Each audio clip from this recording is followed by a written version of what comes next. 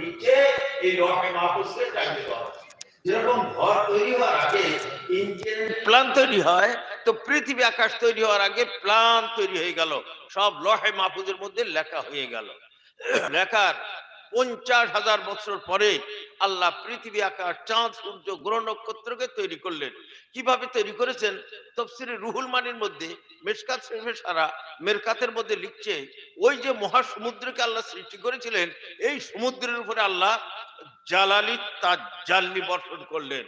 জালালি তাজাল্লি বর্ষণের ফলে সমুদ্রের মধ্যে তোলপাড় সৃষ্টি হলো, উত্তাল তরঙ্গ, রাশি রাশি ফেনা, বিদ্যুতের মতো চমক আর ধোঁয়ার মতো একটা জিনিস উপরের দিকে ওঠা আরম্ভ করলো। এই যে রাশি রাশি ফেনা সৃষ্টি হয়েছিল, এর থেকে আল্লাহ পৃথিবীকে তৈরি করলেন। সর্বপ্রথম পৃথিবীর বিকাশ হয়েছিল মক্কা শরীফের এখানে, এই জন্য মক্কাকে উম্মুল করা, পৃথিবীর মা বলা হয়।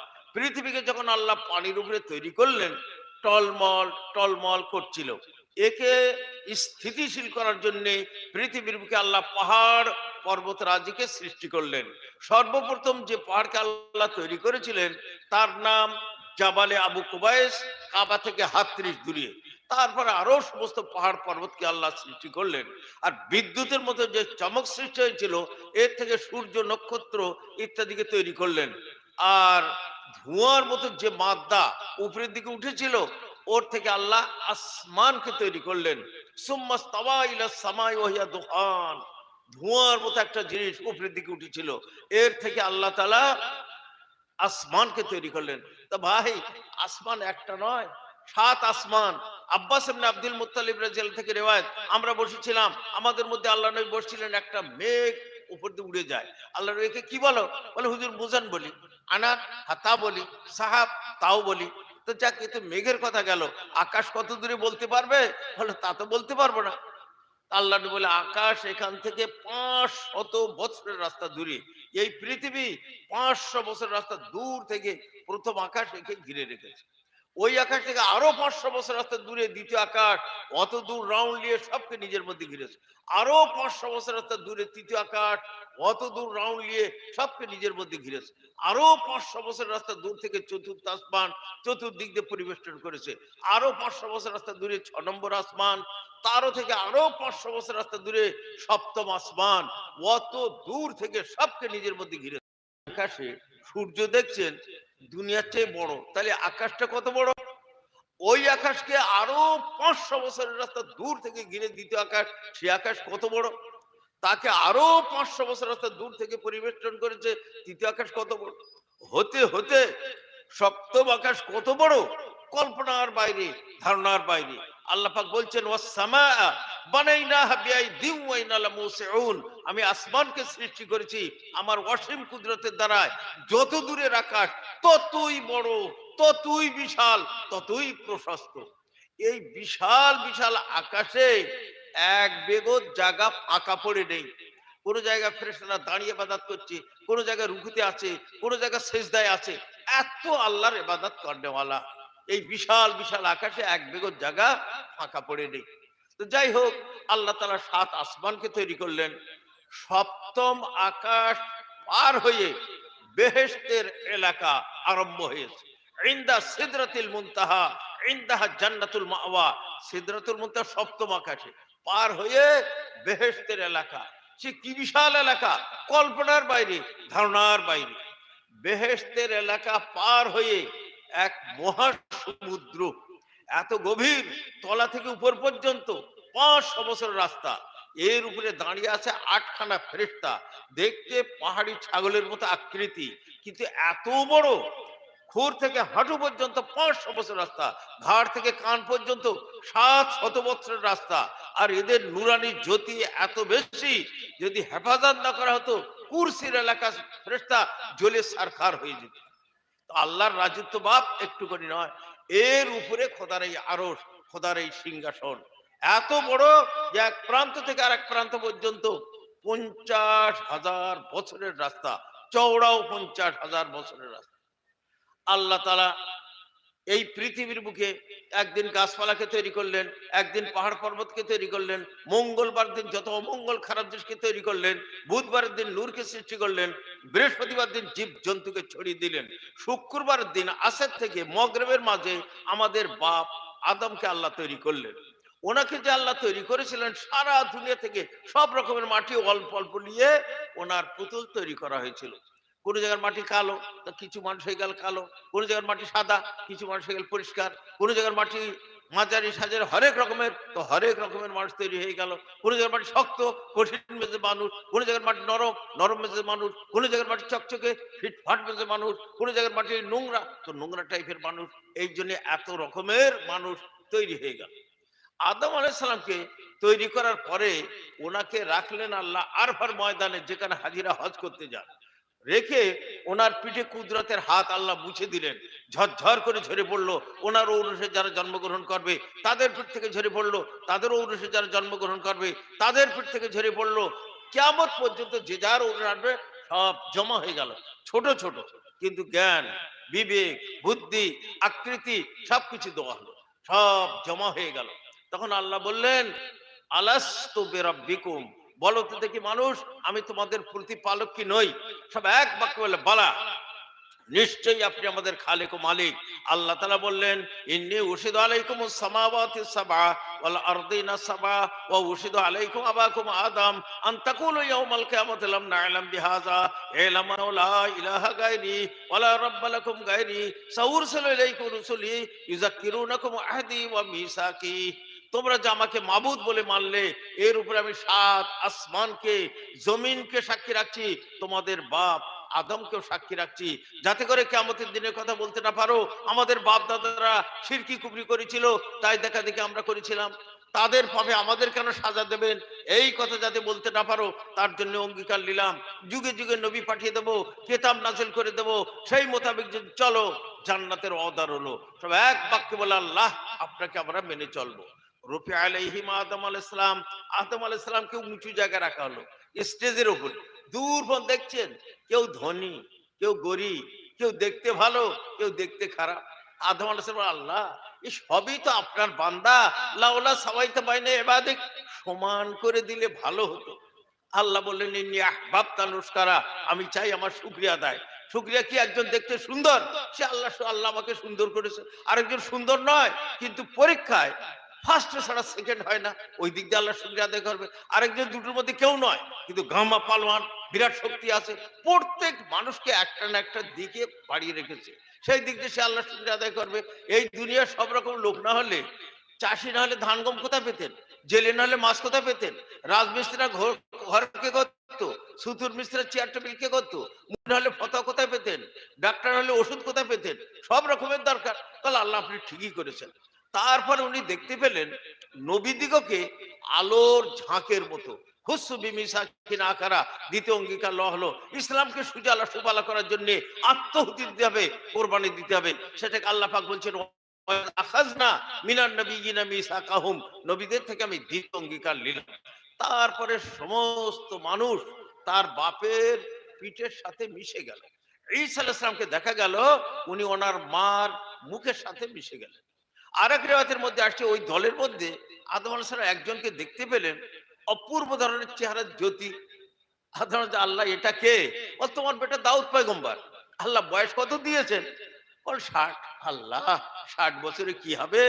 আমার বয়স থেকে 40 বছর ওকে দান করলাম, 100 পুরো করে দেন। ঠিক আছে। আদম আলাইহিস সালাম 950 বছর আয়ু নিয়ে দুনিয়া ছিলেন, ওনার আয়ু শেষ, আর 40 বছর বাকি। আজরাইল আলাইহিস সালাম, চলুন হুজুর আপনার টাইম হয়ে গেছে। বল কি, এখন তো আমার 40 বছর বাকি আছে? বলে হুজুর সে 40 বছর আপনার বেটা দাউদ আলাইহিস সালামকে দান করেছিলেন। বল যা যাওয়া তো আমি জানি না, ভুলে গিয়েছিলেন। তো হলো কি, দাউদ আলাইহিস সালামকে 100 পুরো করে দিলেন, আদম আলাইহিস সালামকেও 950 পুরো করে দিলেন। 950 বছর পর আদম আলাইহিস সালাম এই দুনিয়া থেকে বিদায় হয়ে চলে গেলেন। তারপরে একের পর এক 1,24,000 পয়গম্বর এই দুনিয়া থেকে বিদায় হয়ে চলে গেছেন। তার মধ্যে থেকে একটি নবী দুই একটি কথা বলছে। এই যে কাবা শরীফ, লোকে মনে করে ইব্রাহিম আলাইহিস সালাম তৈরি করেননি। কাবা শরীফ হযরত আদম আলাইহিস সালাম হজ করতে গিয়েছিলেন, তখন ফেরেশতারা বললেন, হুজুর আপনার পয়দা হওয়ার 5000 বছর আগে থেকে আমরা কাবা শরীফে তওয়াফ করছি। ফেরেশতারা তৈরিও করেছিলেন ফেরেশতারা। আর কাবা শরীফ তৈরি করার 40 বছর পরে বাইতুল মাকদিস সেও তৈরি করেছিলেন ফেরেশতারা। তুফানে নূহতে কাবা ভেঙে গেল, বাইতুল মাকদিসও ভেঙে গেল। তো বাইতুল মাকদিসকে আল্লাহ মেরামত করালেন সুলাইমান আলাইহিস সালামের দ্বারা। জিন ইনসানের উপর ওনার রাজত্ব ছিল। এক একটা পাথর, এই যে প্যান্ডেল দুটো পাথর হবে, এত বড় বড় ভারী ভারী পাথর দিয়ে তৈরি। 30 লক্ষ লোক একসাথে নামাজ পড়তে পারে এই বাইতুল মাকদিসে। আর কাবা এটাকে মেরামত করলেন ইব্রাহিম আলাইহিস সালামের দ্বারা। হযরত ইব্রাহিম আলাইহিস সালাম চলেছেন, মা হাজরা ইসমাইলকে কোলে করে, জিবরাইল সালাম আগে আগে। কোন জায়গায় দেখছেন সুজালা পালা শস্য শ্যামলা, মনে করছেন এইখানে বোধহয় আমার থাকার হুকুম হবে। জিবরাইল সালাম, না চলুন চলুন। আবার যাচ্ছে, যেতে যেতে আবার ওরকম ভালো জায়গা মনে করেন এইখানে বোধহয় হুকুম হবে, না আগে চলুন। গিয়ে কাবা শরীফ ওখানে গিয়ে দেখছে একটা লাল ঢিপে মতো। কাবা তো ভেঙে গেছে তুফানে নদী। বলে এই আপনার থাকার জায়গা। তো উনি দেখলেন বাচ্চাটা আছে, স্ত্রী আছে, একটা ঝুপড়ি মতো তৈরি করলেন। তৈরি হয়ে গেল। আল্লাহর হুকুম, তুমি চলে যাও, তোমার স্ত্রী তোমার ছেলে এখানে থাকবে। বুড়ো বয়সের ছেলে, বহুত ওনার মহাব্বত ছিল। আল্লাহর হুকুম, উনি চলে যাচ্ছেন। মা হাজরা কয়েকবার ডাকলেন, কোনো উত্তর দিচ্ছেন না। তা উনি যে আল্লাহর হুকুমে রেখে যাচ্ছেন না নিজের তরফ থেকে, বলে আল্লাহর হুকুম, তবে যান, আল্লাহ আমাদের ব্যবস্থা করেন। উনি চলে গেলেন। বহুত দূরে গিয়ে আল্লাহর কাছে বহুত কান্নাকাটি করে দোয়া করে চলে গেলেন। খোর মতো ছিল, পানি শেষ হয়ে গেছে। এইবারে ইসমাইল ছটফট করছেন পানির জন্য। মা হাজরা দৌড়ে গিয়ে উঠলো সাফা পাহাড়ে, দূর বলতে কোনো পানির নাম নিশান নেই। ওখান থেকে দৌড়ে গিয়ে মারোয়া পাহাড়ে উঠলেন, সেখানেও পানির নাম নিশান নেই। কি হবে, বাচ্চা তো ছটফট করছে। সেই জন্য উনি মনে করলেন কোনো কাফেলা দেখতে পেলে একটু পানি চেয়ে নেবো। ফের দৌড়ে গিয়ে উঠলেন সাফা পাহাড়ে, দূর পর্যন্ত দেখছেন কোনো কাফেলার গতাগম্য নেই। ফের দৌড়ে গিয়ে উঠলেন মারোয়া পাহাড়ে, কোনো কাফেলার গতাগম্য নেই। 7 বার ছুটেছিলেন মা হাজরা। সেই জন্য সমস্ত হাজিকে এই সাফা মারার মধ্যে 7 বার দৌড়তে হয়।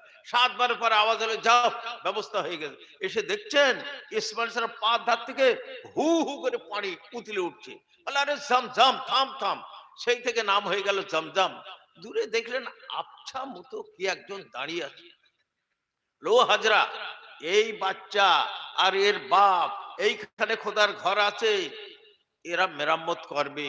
খোদা যার হেফাজত করে কেউ ক্ষতি করতে পারো, তুমি চিন্তা করো না হাজরা, বলে গায়েব হয়ে গেলেন। পানির ব্যবস্থা হয়ে গেল। জুরহুম কবিলার লোক চলে যাচ্ছে অন্য দেশে পানির অভাবে। একজন বলে ওখানে পানি আছে। বল না, আমরা বহুতবার পানি এখানে নেই। তাহলে ওই যে পাখিগুলো উপরে পাক খাচ্ছে অনিবার্য পানি আছে। তর্ক দরকার না, আরেকবার দেখলাম কি, দেখছি হ্যাঁ পানি আছে। বলে মা এ পানি কোথা থেকে এলো, আমরা তো এতবার এসেছি, কই এখানে তো পানি দেখিনি। বলে হ্যাঁ বাবা, পানি ছিল না, ঠিক বলছো। আল্লাহ মেহরবানি করে আমাদের জন্য পানির ব্যবস্থা করেছে। বলে মা তাহলে তো আপনি বহুত বড় আল্লাহর নেক বান্দি, আপনার কারণে আল্লাহ পানির ব্যবস্থা করেছেন। মা আমরা পানির জন্য অন্য দেশে চলে যাচ্ছি, তো আপনি যদি অনুমতি দেন তা আমরাও এখানে বসবাস করি। তাহলে হ্যাঁ, আমি একটা বাচ্চা নিয়ে রয়েছি, আমি চাচ্ছি কিছু লোক আসুক, তা তোমরাও আসো, কিন্তু এই পানি বিক্রি করতে পারবে না, তোমাদের যা দরকার হয় লিও। বলে ঠিক আছে। ওরা বসে গেল, দেশে খবর দিলে আরো কিছু জুরহুম কবিলার লোক এসে গেল। হযরত ইব্রাহিম সপ্তাহে 10 দিনে একবার করে আসতেন। এসে দেখছে বাহ, 30-40টা তাঁবু, একটা পাড়া বসে গেছে, 30-40টা ঘর, একটা পাড়া বসে গেছে। ইসমাইল স্যার আজ একরকম কাল একরকম, অপূর্ব চেহারা। ফের আল্লাহর হুকুম হলো তোমার বেটাকে কোরবানি করতে হবে। উনি ইসমাইল সাহেব ডেকে বললেন, বলে বাবা আমি রাজি আছি, আল্লাহর যা হুকুম আমি তৈরি আছি। উনি নিয়ে যাচ্ছেন ইসমাইল ইসলামকে কোরবানি করার জন্য। এক শয়তানের নেতা দৌড়ে এলো ছিনিয়ে লওয়ার জন্য। আনাতে ইসমাইল ইব্রাহিম বহুত বড় দরজা হাসিল করে ফেলবে। ইব্রাহিম দেখে তো শয়তান একটা পাথরে বিসমিল্লাহ আল্লাহু আকবার মেরে শয়তানকে, সঙ্গে সঙ্গে শয়তান পাথর হয়ে গেল, বন্দী হয়ে গেল। জনমে ও শয়তান আর পালাতে পারবে না। আরো কিছু দূর গেছেন, আরেক শয়তানের নেতা দৌড়ে এলো ইসমাইলকে ছিনে এলো, মেরেছেও তাকে, সেও পাথর হয়ে গেল। আরো কিছু দূর গেছেন, আরেক শয়তানের নেতা দৌড়ে এসেছিল ছিনে লওয়ার জন্য, মেরেছে তাকে, সেও পাথর হয়ে গেল। সেই জন্য হাজিরা এই 3 শয়তানকে পাথর মারে, আর এমন ভাবে কাফের মতো তৈরি করে যেখানে ফেলুক পাথর ঠিক শয়তানের মাথায় গিয়ে পড়বে। অন্যান্য শয়তান দেখলো আমাদের এত বড় বড় নেতা বন্দী হয়ে গেছে, আমরা যাবো না, ইবলিস সাহেব যায় তো যাক, আর কেউ গেল না। উনি মিনার ময়দানে কোরবানি করলেন, চোখ বেঁধেছিলেন, চোখ খুলে দেখছে দুম্বা কোরবানি হয়ে গেছে, বেটাকে আল্লাহ বাঁচিয়েছে। বেটা লওয়ার উদ্দেশ্য ছিল না, খলিল বলা হয় এমন ভালোবাসা যে ভালোবাসা কারুর কোনো কথা টেকবে না, এরকম ভালোবাসাকে খলিল বলা হয়। ওই রকম মানুষ দুজন হয়েছিলেন, ইব্রাহিম আলাইহিস সালাম আর আমাদের নবী। কিন্তু ওনার অন্তরে ইসমাইলের মায়া বসেছিল, একজন কোরবানি করতে, উনি কোরবানি করলেন, আল্লাহ বাঁচিয়ে দিয়েছে আলাদা কথা। তখন আল্লাহ বললেন, যাও তুমি আমার খলিল, তুমি আর তোমার বেটা মিলে আমার ঘরকে মেরামত করো। কাবা তো ভেঙে গেছিল, মাটির তলার সেই ভিত, যে ফেরেশতার সেই ভিত ছিল, ওয়াইজ ইয়ারফাউ ইব্রাহিমুল কাওয়াইদা মিনাল বাইত, সেই বাইতুল্লাহর ভিত, বাওয়ারা ইব্রাহিমা মাকাইদাল বাইত, বাইতুল্লাহ সেই ভিত দেখে দেওয়া হলো। ওই থেকে দুজনা বাপ বেটা মিলে কাবা শরীফকে মেরামত করলেন। একটা পাথর দেওয়া হয়েছিল, উঁচু হতো নিচু হতো, মোকামে ইব্রাহিমের মধ্যে সেই পাথরটা রাখা আছে, ইব্রাহিম পার দাগও তাতে আছে। বাপ বেটা মিলে কাবাকে পুরো করে দিলেন। যখন পুরো হয়ে গেল, আল্লাহ আপনার ঘর আপনি পুরো করতে বলেছেন, করে তো দিয়েছে আল্লাহ, কি আসবে কারণ হজের জন্য? এই কটা জুরহুবেল লোক, আর তো কেউ নেই, না আছে ফলের বাগান, না আছে শস্য ভূমি, ধু ধু করছে মরুভূমি। তখন আল্লাহ এক গাইবী শক্তি ফেলেছেন ইব্রাহিম আলাইহিস সালামের উপরে।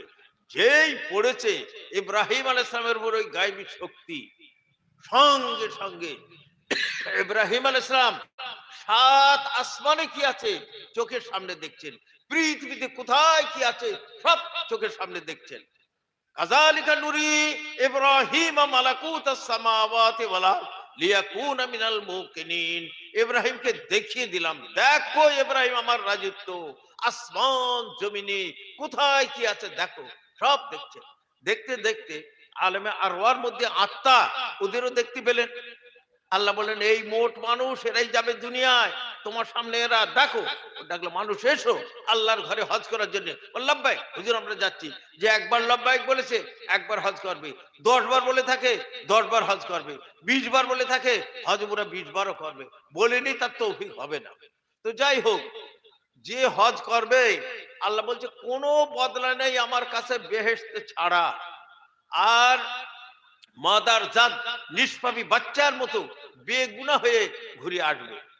আর যার উপরে হজ ফরজ কোনো গুরুত্ব দেয়নি, ইহুদি নাসরা বেঈমান হয়ে মরতে পারে, একে যে গুরুত্ব দেয়নি। আর গুরুত্ব দিয়েছে ঘরের ছাদটা করে মেয়েটার বিয়ে দিয়ে আগামী বছর, ও এর মধ্যে নয়। যে গুরুত্ব দেয়নি তাকে বলা আছে ইহুদি নাসরা বেঈমান হয়ে মরতে পারে। আর যে হজ করবে ভালো নিয়েতে, বলছে আমার কাছে কোনো বদলা নেই বেহেশতে ছাড়া। আর মাদার জাত নিষ্পাপী বাচ্চার মতো বেগুনা হয়ে। তো যাই হোক, মাসকার ইব্রাহিম আলাইহিস সালাম সম্বন্ধে একটা কথা বললাম। একের পর এক 1,24,000 পয়গম্বর এই দুনিয়া থেকে বিদায় হয়ে চলে গেলেন। আখিরি জামানার পয়গম্বর হযরত মুহাম্মদ সাল্লাল্লাহু আলাইহি ওয়াসাল্লাম ছিলেন, উনিও বিদায় হয়ে গেছেন। আল্লাহর নবী বলছেন, সায়াতি জামানুন আলা উম্মতি লা ইয়াজিদুর রাজুলু মালজান ইয়ালজাউ ইলাইহি মিনাজ জুলুম। আমার উম্মতের উপরে এমন এক জামান আসবে, লোক জুলুম অন্যায় অত্যাচার থেকে রেহাই পাবে না। চাষে যাক, ব্যবসায় যাক, চাকরিতে যাক, যেখানে যাক অন্যায় অত্যাচার অবিচার দেখতে পাবে। ওই সময় আল্লাহ আমার বংশের মধ্যে থেকে একটি মানুষকে এই দুনিয়ায় পাঠাবেন, ফায়ামলাউ বিল আরদা কিসতা আদলা, তার দ্বারা আল্লাহ দুনিয়াকে আদল ইনসাফে ভরপুর করে দেবেন। লা তাদাউ সামাউ মিন কাতার শাইয়ান ইল্লা সাবাতু মিন দারারা, আকাশকে রীতিমতো পানি বর্ষণ হবে, পৃথিবী থেকে পর্যাপ্ত পরিমাণ শস্য উৎপাদন হবে, নিয়ামত গড়াগড়ি যাবে, ফকির খুঁজে পাওয়া যাবে না। লা ইয়াবকা বাইতু মাদারিন ওয়ালা ওয়াবারিন ইল্লা আদখালাল্লাহু ফি কালিমাতুল ইসলাম বিইজ্জি আজিন ওয়া যুল্লি জলিল। কুড়িঘর অট্টালিকা গ্রাম আর শহর বাকি থাকবে না যেখানে ইসলাম প্রবেশ না করে। পুরো দুনিয়ায় ইসলাম ধর্ম ছাড়া কোনো ধর্ম নেই, ইসলামী রাষ্ট্র ছাড়া কোনো রাষ্ট্র নেই। এটা হবে, এটা ইমাম মেহেদী আসছেন ওনার যুগে হবে। তার আগে বুখারী শরীফের রিওয়ায়াতে পাওয়া যায়, ওর আগে আরেকটা জিনিস হবে, খ্রিস্টান আর মুসলমান মিলে এক হয়ে যাবে, যে পুরো দুনিয়াকে জয় করে নেবে। পুরো দুনিয়ার মধ্যে হয় খ্রিস্টানদের রাজত্ব নাই মুসলমানের রাজত্ব, অন্য কারোর রাজত্ব নেই, এই দুজনা। তারপরে খ্রিস্টানরা বিশ্বাসঘাতকতা করে মুসলমানদের ক্ষতি করে দেবে, তারপর ইমাম মেহেদী এসে ওদের সাফ করে দেবে। দোয়ার পরে এই দুনিয়ায় ইসলাম ধর্ম ছাড়ার কোনো ধর্ম নেই, ইসলামী রাষ্ট্র ছাড়া আর কোনো রাষ্ট্র নেই। সারা লোক দিনদার, পরেজগার, নেককার, আল্লাহর ইবাদত গুজার চলবে, এরকম জমানা বহুদিন চলবে। চলতে চলতে আবার তানাজ্জুলি আসবে। একদিন এমন হবে ওই সাফা পাহাড় ফেটে যাবে, এক জন্তু বার হবে, নাম তার দাব্বাতুল আরদ, 70 হাত লম্বা, চতুষ্পাদ জন্তু, হাতে মুসা আলাইহিস সালামের আসা, সুলাইমান আলাইহিস সালামের আংটি থাকবে, পুরো দুনিয়ায় ঘুরবে। যে বেঈমান তার কপালে বেঈমান লিখে দেবে, যে ইমানদার তার কপালে ইমানদার লিখে দেবে, কেউ ছুটে রেহাই পাবে না। তারপর এক জামানা আসবে, পশ্চিম থেকে বেলা উঠবে, সেই দিন তওবার দরজা বন্ধ হয়ে যাবে, আর তওবা কবুল হবে না। তারপরে কোন এলাকা থেকে হাফেজ খতম, কোন এলাকা থেকে আলেম খতম, কোন এলাকা থেকে মুফতি খতম, হতে হতে কিছু নেক লোক আছে আর সব চলে গেছে। এইবারে ইয়ামান থেকে এক হাওয়া চলবে, মধুর হাওয়া, খুশবুদার হাওয়া, সৌরভময় হাওয়া, পুরো দুনিয়ার মধ্যে ঘুরবে। যার মধ্যে ঈমান ছিল, বেটা ছেলে হোক মেয়ে ছেলে হোক, সকলের রূহকে কবজা করে সমস্ত মুমিন মুমিনাতের রূহকে ইজ্জত সম্মানের সাথে নিয়ে চলে যাবে। এইবারে এই দুনিয়ায় একজন আর ইমানদার নেই, যারা আছে শয়তান বেঈমান, রাস্তা ঘাটে পথে মাঠে বড় বড় পাপ করছে, আর আল্লাহ বলনওয়ালা একজনও নেই। যারা আছে সব শয়তান বেঈমান। মুহররম মাসের 10 তারিখ শুক্রবারের দিন, ঝড় নেই, ঝাপটা নেই, মেঘ নেই, কেউ খেতে পানি দিচ্ছে, কেউ গাছকে কাপড় দেখাচ্ছে, কেউ জমি জায়গায় ঝগড়া করছে। আচমকা আল্লাহর হুকুম হবে, ইসরাফিল, আমি তো আমার ইবাদতের জন্য তৈরি করেছিলাম, ইবাদত দূরের কথা, আজ একজন আল্লাহ বলনওয়ালা দুনিয়ায় নেই, এ দুনিয়ার রাখবো না, তুমি শেষ করে দাও। হুকুম হওয়া মাত্র ইসরাফিল আজম শিগায় ফুঁক দেবেন। এই আওয়াজ প্রথম তো একটু হালকা ধরনের হবে, তারপরে এত জোরদার হয়ে যাবে, শত সহস্র বজ্রঘাত যদি একসঙ্গে পড়ে যেরকম আওয়াজ, ওই রকম আওয়াজ আরম্ভ হয়ে যাবে।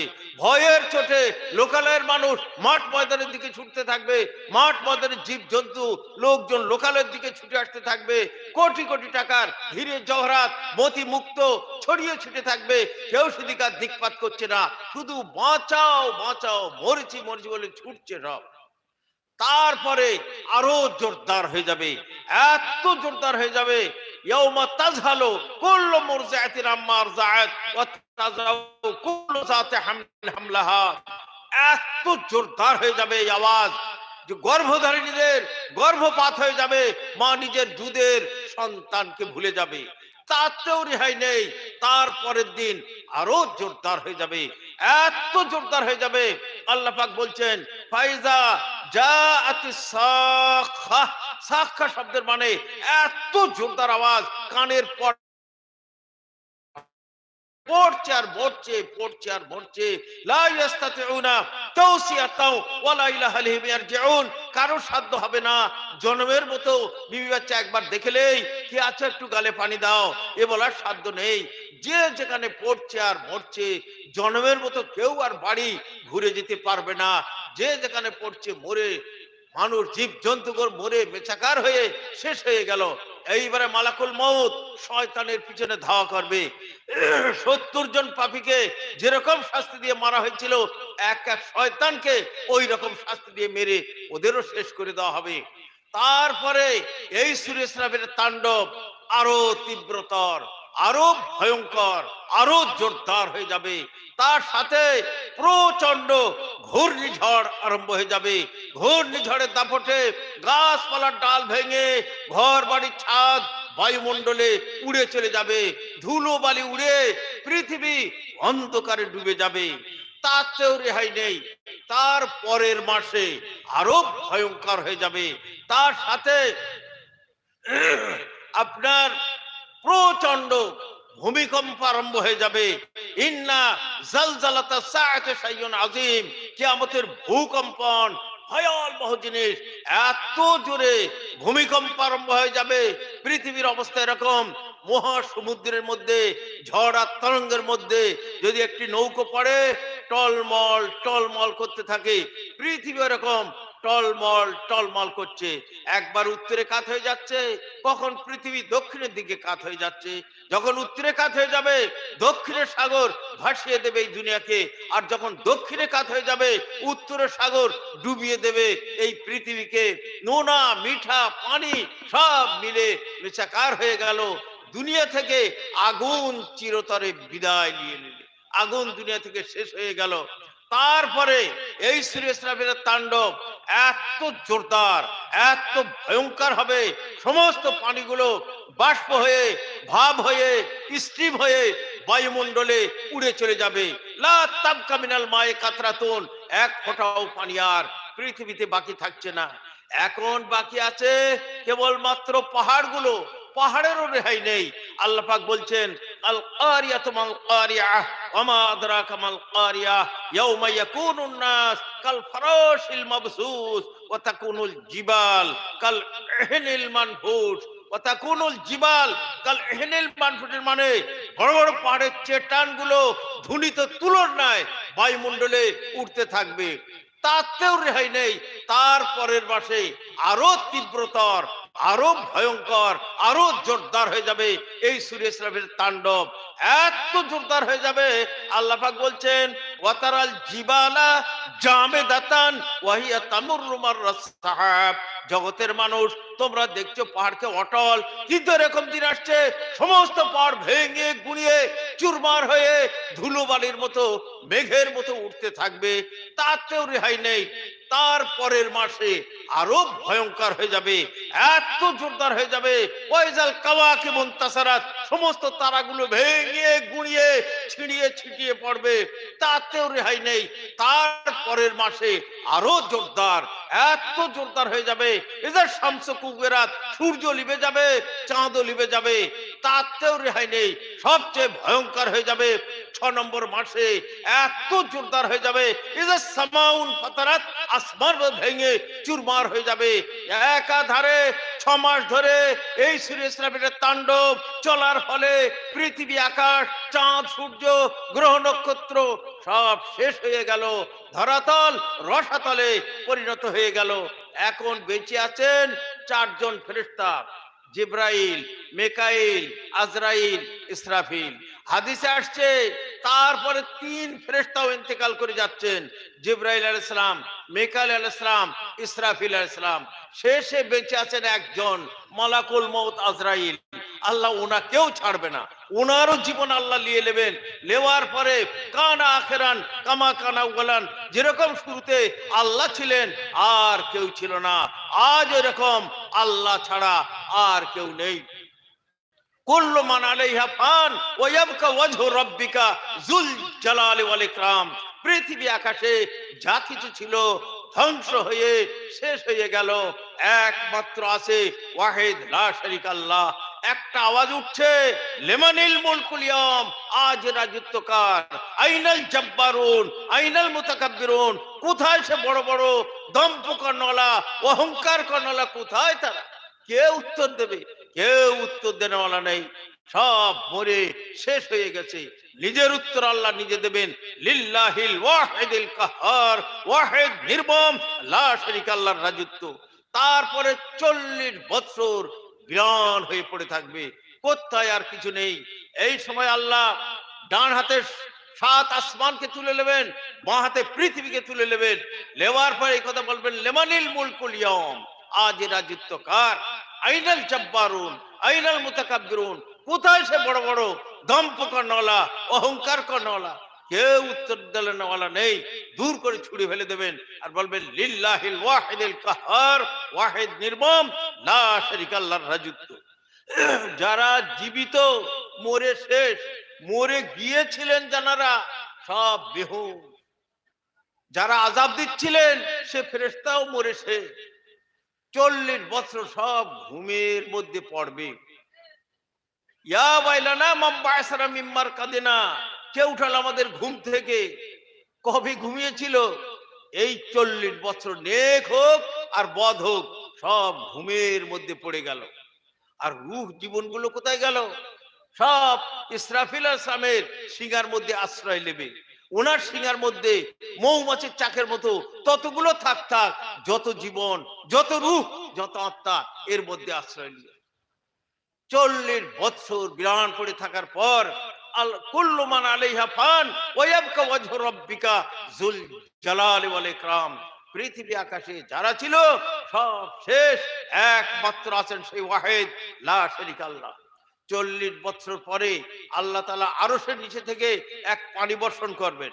ওই পানি বর্ষণের ফলে পৃথিবী 12 হাত পানির তলায় ডুবে যাবে। মানুষের দেহ সব নষ্ট হয়ে গেছে, কোমরের সূক্ষ্ম একটা হাড়, রিড়ের হাড় বাকি আছে। ওই পানি বর্ষণের ফলে এই রিড়ের হাড় থেকে বডি গজানো আরম্ভ হবে। যেরকম দানা থেকে কলা, কলা থেকে চারা, চারা থেকে বড় গাছ, এইরকম রিড়ের হাড় থেকে পুরো বডি গজিয়ে উঠে পুরো দেহ তৈরি হয়ে যাবে। এটা কাদের? গুনাহগার হোক নেককার হোক এদের। নবীদের দেহ নষ্ট হবে না, শহীদের দেহ নষ্ট হবে না, বাকি লোহ মানুষের দেহ নষ্ট হয়ে গিয়েছিল এই পানি বর্ষণের ফলে সব বডি তৈরি হয়ে। এইবারে এই পানি শুকিয়ে যাবে, পৃথিবীকে 40 গুণ বড় করে দেওয়া হবে, একদম সমতল, লা তারাফি আওয়াজাও ওয়ালা আমতা, একদম কান সাবসাবা, ময়দার আটার রুটির মতো সমতল, একটা পিঁপড়ে লুকোবার রাস্তা নেই। আর নদী নালা গাছপালা পাহাড় পর্বত সব শেষ, একদম ময়দার আটা রুটির মতো সমতল। এইবারে ইসরাফিল আলাইহিস সালামকে আল্লাহ জীবিত করবেন। তুমি আবার ফুঁক দাও, কেন সমস্ত আত্মাগুলো ওনার শিঙার মধ্যে। উনি দ্বিতীয়বার ফুঁক দেবেন। ফুঁক দেওয়ার সাথে সাথে সমস্ত আত্মাগুলো, জীবনগুলো, রূহগুলো বায়ুমণ্ডলে উঠতে থাকবে।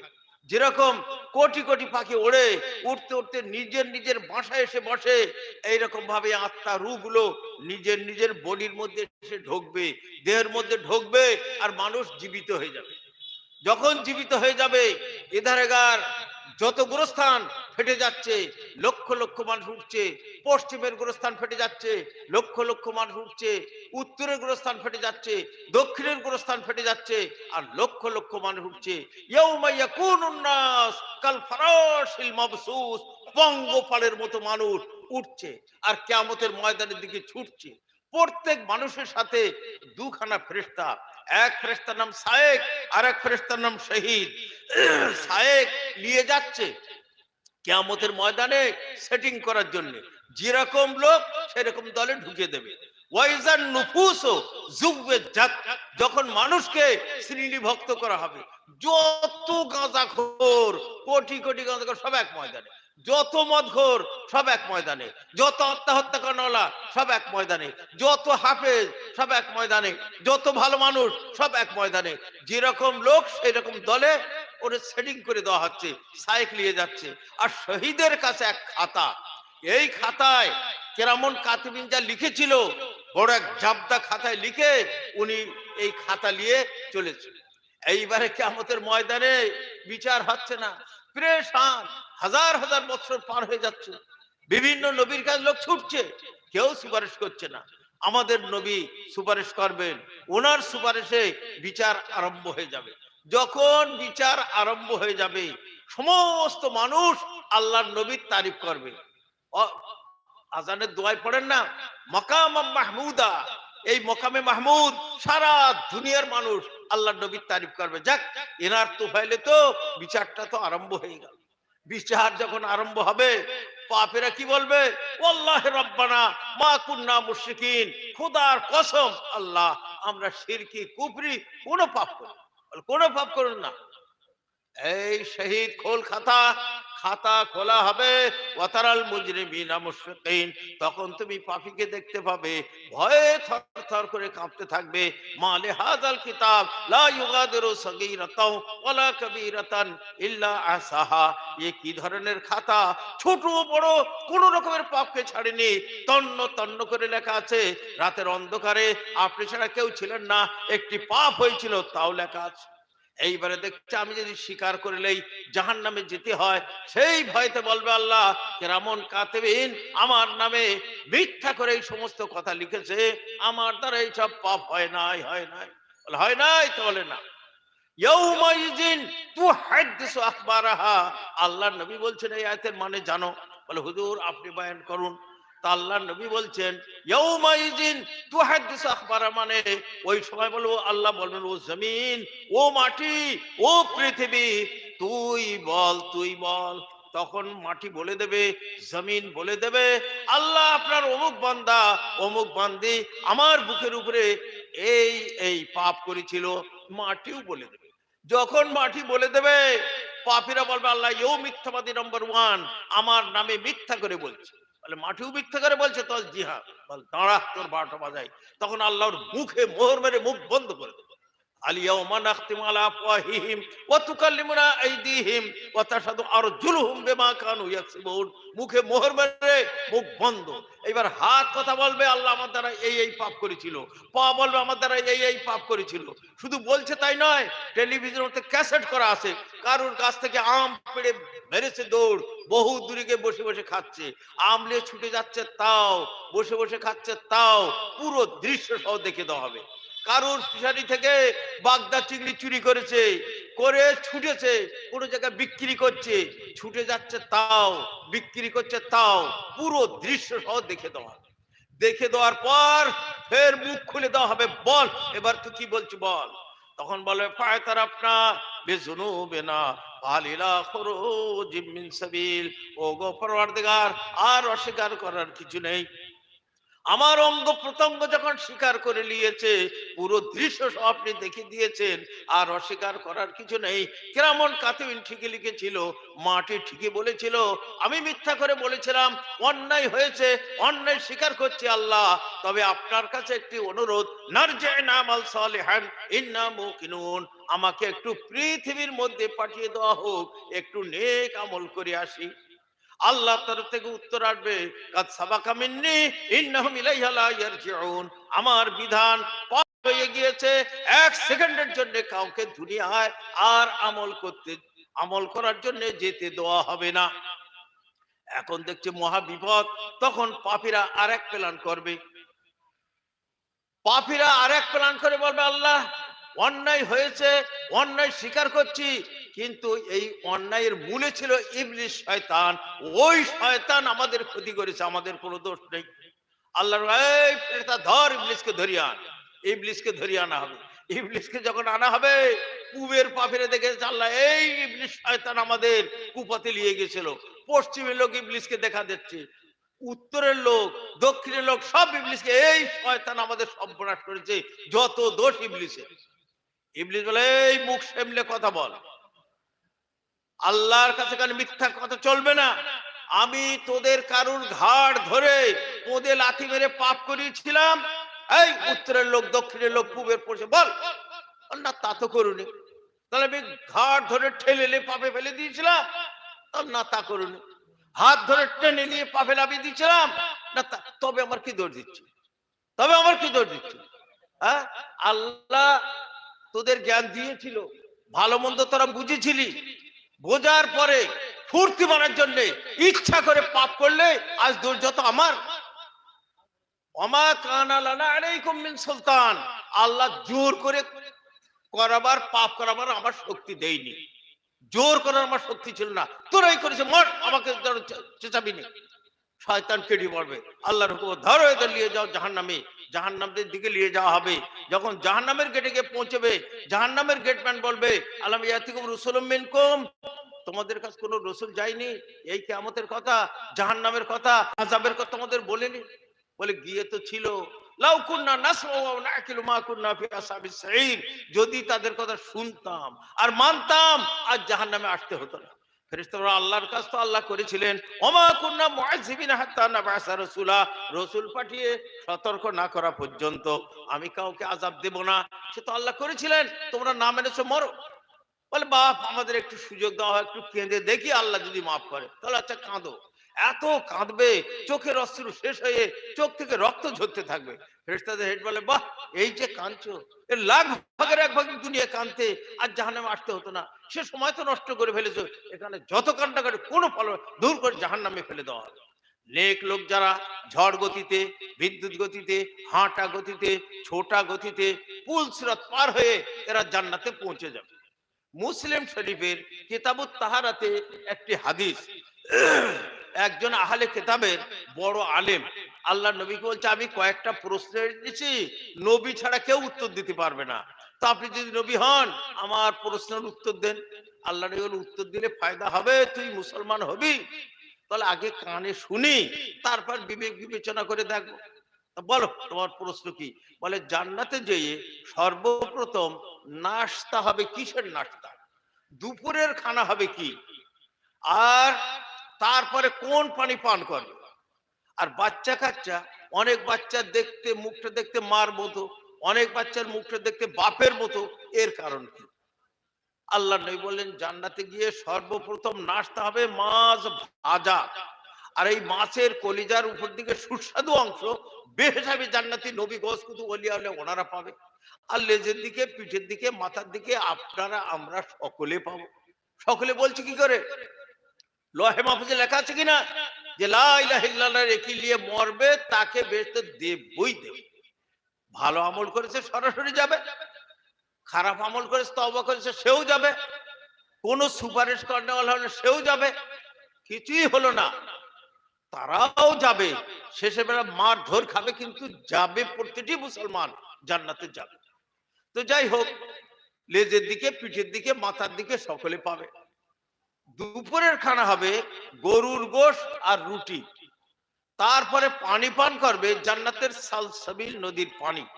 এই নদীর স্রোত এত খরতর, মা আয়েশা বলছেন ওর আওয়াজ যদি অনুধাবন করতে চাও কানে আঙুল দিয়ে বন্ধ করে ধরো, একটা হু হু শব্দ শোনা যায়, ওই রকম শব্দে বয়ে চলেছে জান্নাতের সালসাবিল নদীর পানি, ওই পানি পান করে। আর বাচ্চা কাচ্চা, কোনো বাচ্চার মুখটা দেখতে মার মতো, কোন বাচ্চার মুখটা দেখে বাপের মতো, এর কারণ হলেই বীর্য স্বামীর মধ্যেও আছে, স্ত্রীর মধ্যে আছে, যার বীর্যের মধ্যে শক্তি বেশি হবে বাচ্চা তারই আকৃতি ধারণ করে। বলে আপনি নবী বারহাক, বিলকুল আপনি সেই বলেছেন। তো যাক, এখানে একটা কথা, এই গরু কোন গরু, আর ওই মাছ কোন মাছ, আর রুটিটা কই? বলছে পানিতে বহু রকমের মাছ আছে, তার বহু রকমের স্বাদ, বহু রকমের জায়গা, বহু রকমের টেস্ট, বহু রকমের মজা। এই যে মাছটা হবে, এই মাছের মধ্যে যত রকমের মাছ আছে তার যত রকমের টেস্ট আছে, স্বাদ আছে, মজা আছে, সব থাকবে এই মাছের মধ্যে। এই মাছ বান্দাকে খাইয়ে দেওয়া হলো, তাহলে পানিতে যত খোদার নিয়ামত ছিল তার সারমর্ম এই মাছের মাধ্যমে পেয়ে গেল। আর এই ভূভাগে অনেকে নীলগায়ের গোশ খায়নি, অনেকে হরিণীর গোশ খায়নি, অনেকে অনেক কিছু খায়নি। এই যে গরুটা হবে, এর গোশের মধ্যে ভূভাগে যত খোদার নিয়ামত, যত রকমের গোশ আছে, তার যত রকমের টেস্ট আছে, মজা আছে, স্বাদ আছে, সব থাকবে এই গোশের মধ্যে। এই গরু খাইয়ে দেওয়া হলো, তাহলে যত ভূভাগে খোদার নিয়ামত ছিল তার সারমর্ম পেয়ে গেল। আর রুটি কি হবে? বুখারীর মধ্যে তাকুনুল আরদ খুবজাতান ওয়াহিদাতান নুজুলাল আহলিল জান্নাহ, পৃথিবী রুটি হয়ে যাবে। আরে বাবা, পৃথিবী রুটি কি মানে? এর মানে আছে বাবা, হ্যাঁ, এই দুনিয়ায় আম, জাম, নারকেল, কাঁঠাল, বেল, আতা, লিচু, সফেদা, আপেল, আঙ্গুর, কত কি পাচ্ছে আর খাচ্ছে। পেলেন কোথা থেকে? গাছ থেকে। গাছ পেলে কোথা থেকে? শেকড় দিয়ে মাটির মধ্যে থেকে টেনে তুলেছে। তার দ্বারা কি বোঝা গেল?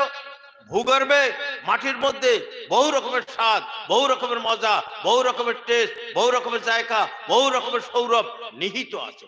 সেইগুলোকে টেনে নিয়ে এক বিশাল রুটিতে রূপান্তর করে দেওয়া হবে। এই রুটির মধ্যে যত রকমের ফল, যত রকমের ফুল, যত রকমের স্বাদ, যত রকমের সৌরভ, যত রকমের মজা, যত রকমের টেস্ট, সব থাকবে এই রুটির মধ্যে। এই রুটিকে খাইয়ে দেওয়া হলো, তাহলে উদ্ভিদ তরুলতার মধ্যে যত খোদার নিয়ামত ছিল তার সারমর্ম রুটির মধ্যে পেয়ে গেল।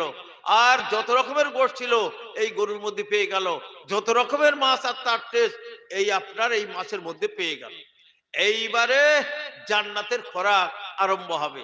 আরে সুবহানাল্লাহ, লা আইনুন রাত ওয়ালা উযুন সামিআত ওয়ালা খাতার আলা কলবি বাশার। এমন এমন নিয়ামত জান্নাতে, না কোনো চোখ দেখেছিল, না কোনো কান ওই সব কথা শুনেছিল, না কোনো হৃদয় অনুভব করতে পারে এমন এমন সুখের জিনিস। আপনি বলবেন এই তো শুনছি, আরে এ শোনা না শোনা সেই নিয়ামতের মোকাবেলায় ফাকিহাতিন কাসীরাতিন লা মাকতুআতিন ওয়ালা মামনুআ, অসংখ্য ফলরাশি। দুনিয়া তো খাবো খাবো করে মরে গেলেন, কি পেলেন আর কি খেলেন? ভালো করে নামাজ পড়েন, রোজা করেন, কটা খাবেন আর কি খাবেন? খেয়ে কুল কেনারা করতে পারবেন না, খাওয়া দূরের কথা চিনে উঠতে পারবেন না। উতুবিহি মুতাশাবিহা, উপর দিয়ে পাখির ঝাঁক উড়ে যাচ্ছে, অপূর্ব ধরনের পাখি। মনে হলে এর গোশ হলে কি ভালো না হতো, সঙ্গে সঙ্গে লাহমে তৈরিম মিম্মা ইশতাহুন, পাখির ভুনা গোশ, কোরমা কোপ্তা আপনার সম্মুখে এসে হাজির হয়ে যাবে। জান্নাতে এক একটা ঘর, মতির ঘর ৬২ মাইল করে লম্বা। আজ যারা বিজ্ঞ মবসুসা, হাজার হাজার গাও তাকিয়া, মোটা মোটা মখমলের ফরজ। এধারে দুধের নদী বয়ে চলেছে, ওধারে মধুর নদী বয়ে চলেছে, আবার কোন দিকে পানির নদী বয়ে চলেছে। পানির নদীতে এক এক পাখি ভাসছে, উটের চেয়ে লম্বা লম্বা তার ঘাড়। হযরত ওমর বললেন, হুজুর বড় সুখের পাখি জান্নাতের নদীতে ভাসছে। আল্লাহ নবী বললেন, ওর চেয়ে সুখী যে ওই পাখিকে খাবে। মহা সুখে জান্নাতীরা জান্নাতে।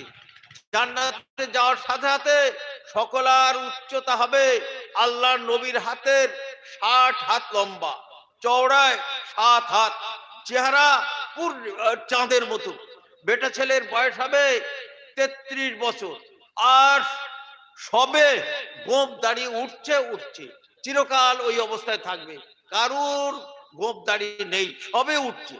একটা লোকের গোঁফ দাড়ি থাকছে সম্মান হিসেবে, সেটা হলো আমাদের বাপ আদম আলাইহিস সালাম, সম্মান হিসেবে ওনার দাড়ি আছে।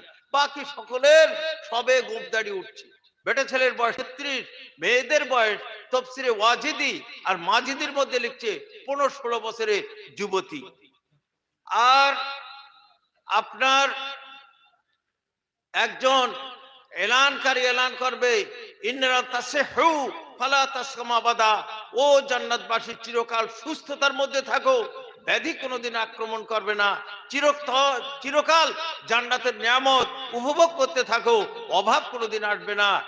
তাসুব্বু ফালা তারামা বাদা, চিরকাল যৌবনের সুখ উপভোগ করতে থাকো, বার্ধক্য কোনোদিন আক্রমণ করবে না, কোনোদিন তোমরা বুড়ো হবে না।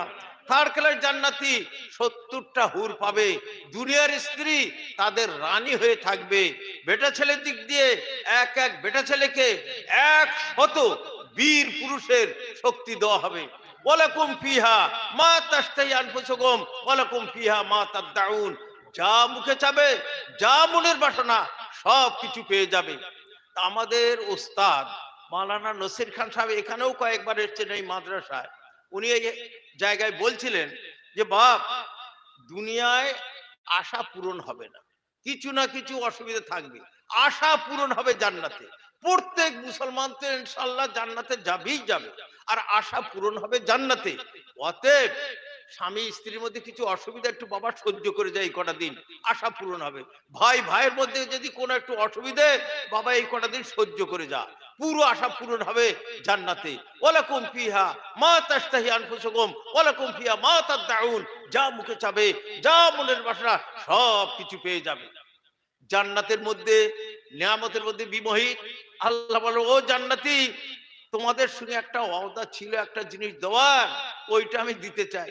বলে, আল্লাহ আমাদের চেহারাকে পূর্ণিমার চাঁদের মতো করে দিয়েছে, যা মুখে চাই পেয়ে যায়, যা মনের বাসনা পেয়ে যায়।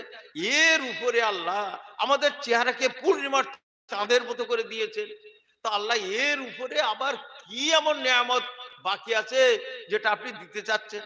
আল্লাহ, হ্যাঁ আমার একটা ওয়াদা আছে, আস-সাওমুলি ওয়া আনা উজজা বিহি, বান্দা রোজা রেখেছিল আমার জন্য, এর বদলা স্বয়ং আমি আমার দর্শন দেখাতে চাই। হঠাৎ আলোয় আলোকিত জান্নাত, জান্নাত তো ঝলমল আলোয় আলোকিত, সে আলো ম্লান হয়ে গেল এক অপূর্ব জ্যোতির মোকাবেলায়। কোথা থেকে এলো জ্যোতি? উপরের দিকে তাকাবে, আল্লাহকে দেখতে পাবে। আল্লাহর অপূর্ব রূপের আলোয় আলোকিত হয়ে গেছে জান্নাত। যখন উপরের দিকে তাকাবে, আল্লাহ সালাম করবেন, সালামুন কাওলাম মির রাব্বির রহিম, দাতা দয়ালু খোদার সালাম লাও ও জান্নাতি। আল্লাহর অপূর্ব রূপ দেখে জান্নাত আর জান্নাতে আছে সব ভুলে যাবে, আর বুঝবে এইরকম অপূর্ব নিয়ামত আজ পর্যন্ত আমরা পাইনি। যত সময় আল্লাহকে দেখতে থাকবে, সব ভুলে যাবে। তো সবচেয়ে বড় নেয়ামত আল্লাহর এই অপূর্ব রূপের দর্শন। এ পাবে কারা? দুনিয়ার মা বোনেরা, ভাই বাপেরা, এরা পাবে। জান্নাতের হুরেরা দেখতে পাবে না, তারা রোজা রাখেনি। আর এ বদলা হলো রোজা সাওমুলি ওয়ানা উজজাবিহি। হুরেরা বারবার আল্লাহর কাছে দরখাস্ত করছে, আল্লাহ আমাদের স্বামীরা কোথায় গিয়েছে, আল্লাহ বাড়ি পাঠিয়ে দাও। হুরেরা দেখতে পাবে না, দেখবে যারা রোজা রেখেছিল, বেটা ছেলে মেয়ে ছিল, এরা আল্লাহকে দেখবে। সবচেয়ে বড় নেয়ামত আল্লাহর এই দর্শন।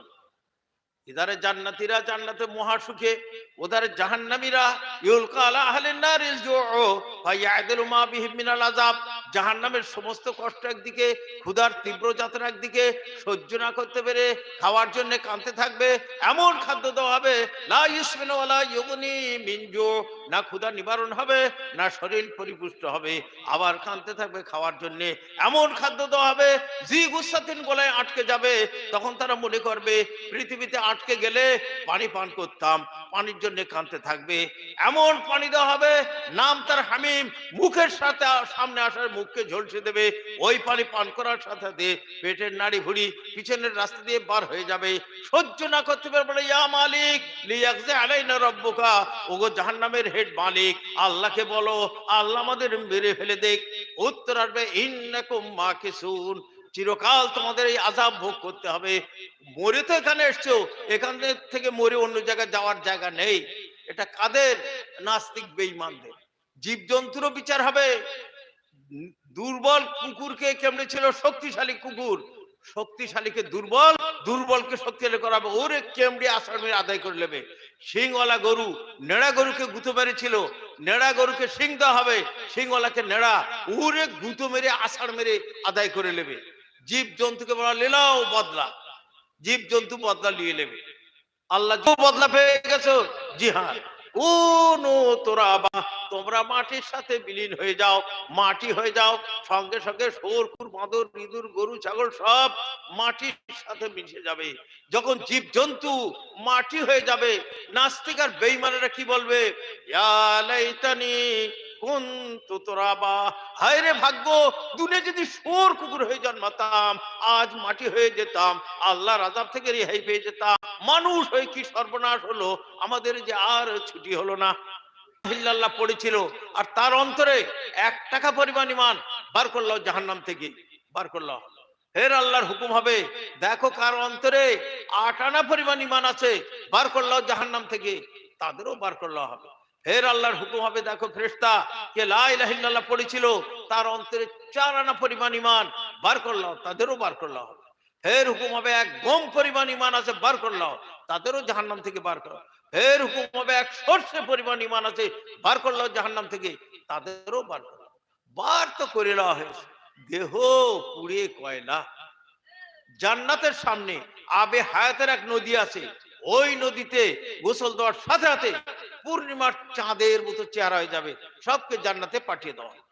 সব মুমিন জান্নাতে, ওই যে লোহে মাহফুজে লেখা ছিল যে লা ইলাহা ইল্লাল্লাহ পড়ে মরেছে একিল নিয়ে, তাকে আমি বেহেশতে দেবই দেব। আগে যে গেছিল গিয়েছিল, শেষ পর্যন্ত সব জান্নাতে চলে গেল। এইবারে জান্নাতের গেট খুলে দেওয়া হবে, জাহান্নামের গেট খুলে দেওয়া হবে। মৌতকে জান্নাত জাহান্নামের মাঝে আনা হবে। ও জান্নাতি, এটা কি? মৌতের আকৃতি ভেড়ার মতো হবে, যে এটা আমাদের মৌত। ও জাহান্নামী, এটা কি? যে এটা আমাদের মৌত। ইয়াহইয়া আলাইহিস সালামকে আল্লাহ হুকুম দাও, ইয়াহইয়া মৌতকে জবাই করে দাও। মৌতকে জবাই করে দেবে। দেওয়ার পরে এলান হবে, দেখো জান্নাতি, তোমাদের মরণের মৃত্যু হয়ে গেল, আর তোমাদের মৃত্যু নেই। অনন্ত অসীম কাল, কোটি কোটি অর্বু খর্বু বছর তোমরা জান্নাতের সুখ উপভোগ করতে থাকো। খুশিতে হার্ট ফেল করে মরে যেত যদি মৃত্যু না হতো। আর নাস্তিক বেঈমানদের আল্লাহ বলবেন, দেখো নাস্তিক বেঈমান, 1,24,000 পয়গম্বর পাঠিয়েছিলাম, তাদের কথা কর্ণপাত করুনি, আমাকে ভুলেছিলে, আমিও তোমাদের ভুলে গেলাম। তোমাদের মরণের মৃত্যু হয়ে গেল, আর তোমাদের মৃত্যু নেই। অনন্ত অসীম কাল, কোটি কোটি অর্বু খর্বু বছর তোমরা জাহান্নামের আযাব ভোগ করতে থাকো। দুঃখে হার্ট ফেল করে মরে যেত যদি মরণের মৃত্যু না হতো। এরা চিরকাল আযাব ভোগ করবে আর নেক লোক চিরকাল সুখ ভোগ করবে। ইন্না দারাল আখিরাতা লাহিয়াল হায়ওয়ান, আসল জিন্দেগানি আখিরাতের জিন্দেগানি। এই কটা দিন যদি আমরা ঠিকভাবে চলতে পারি চিরকাল।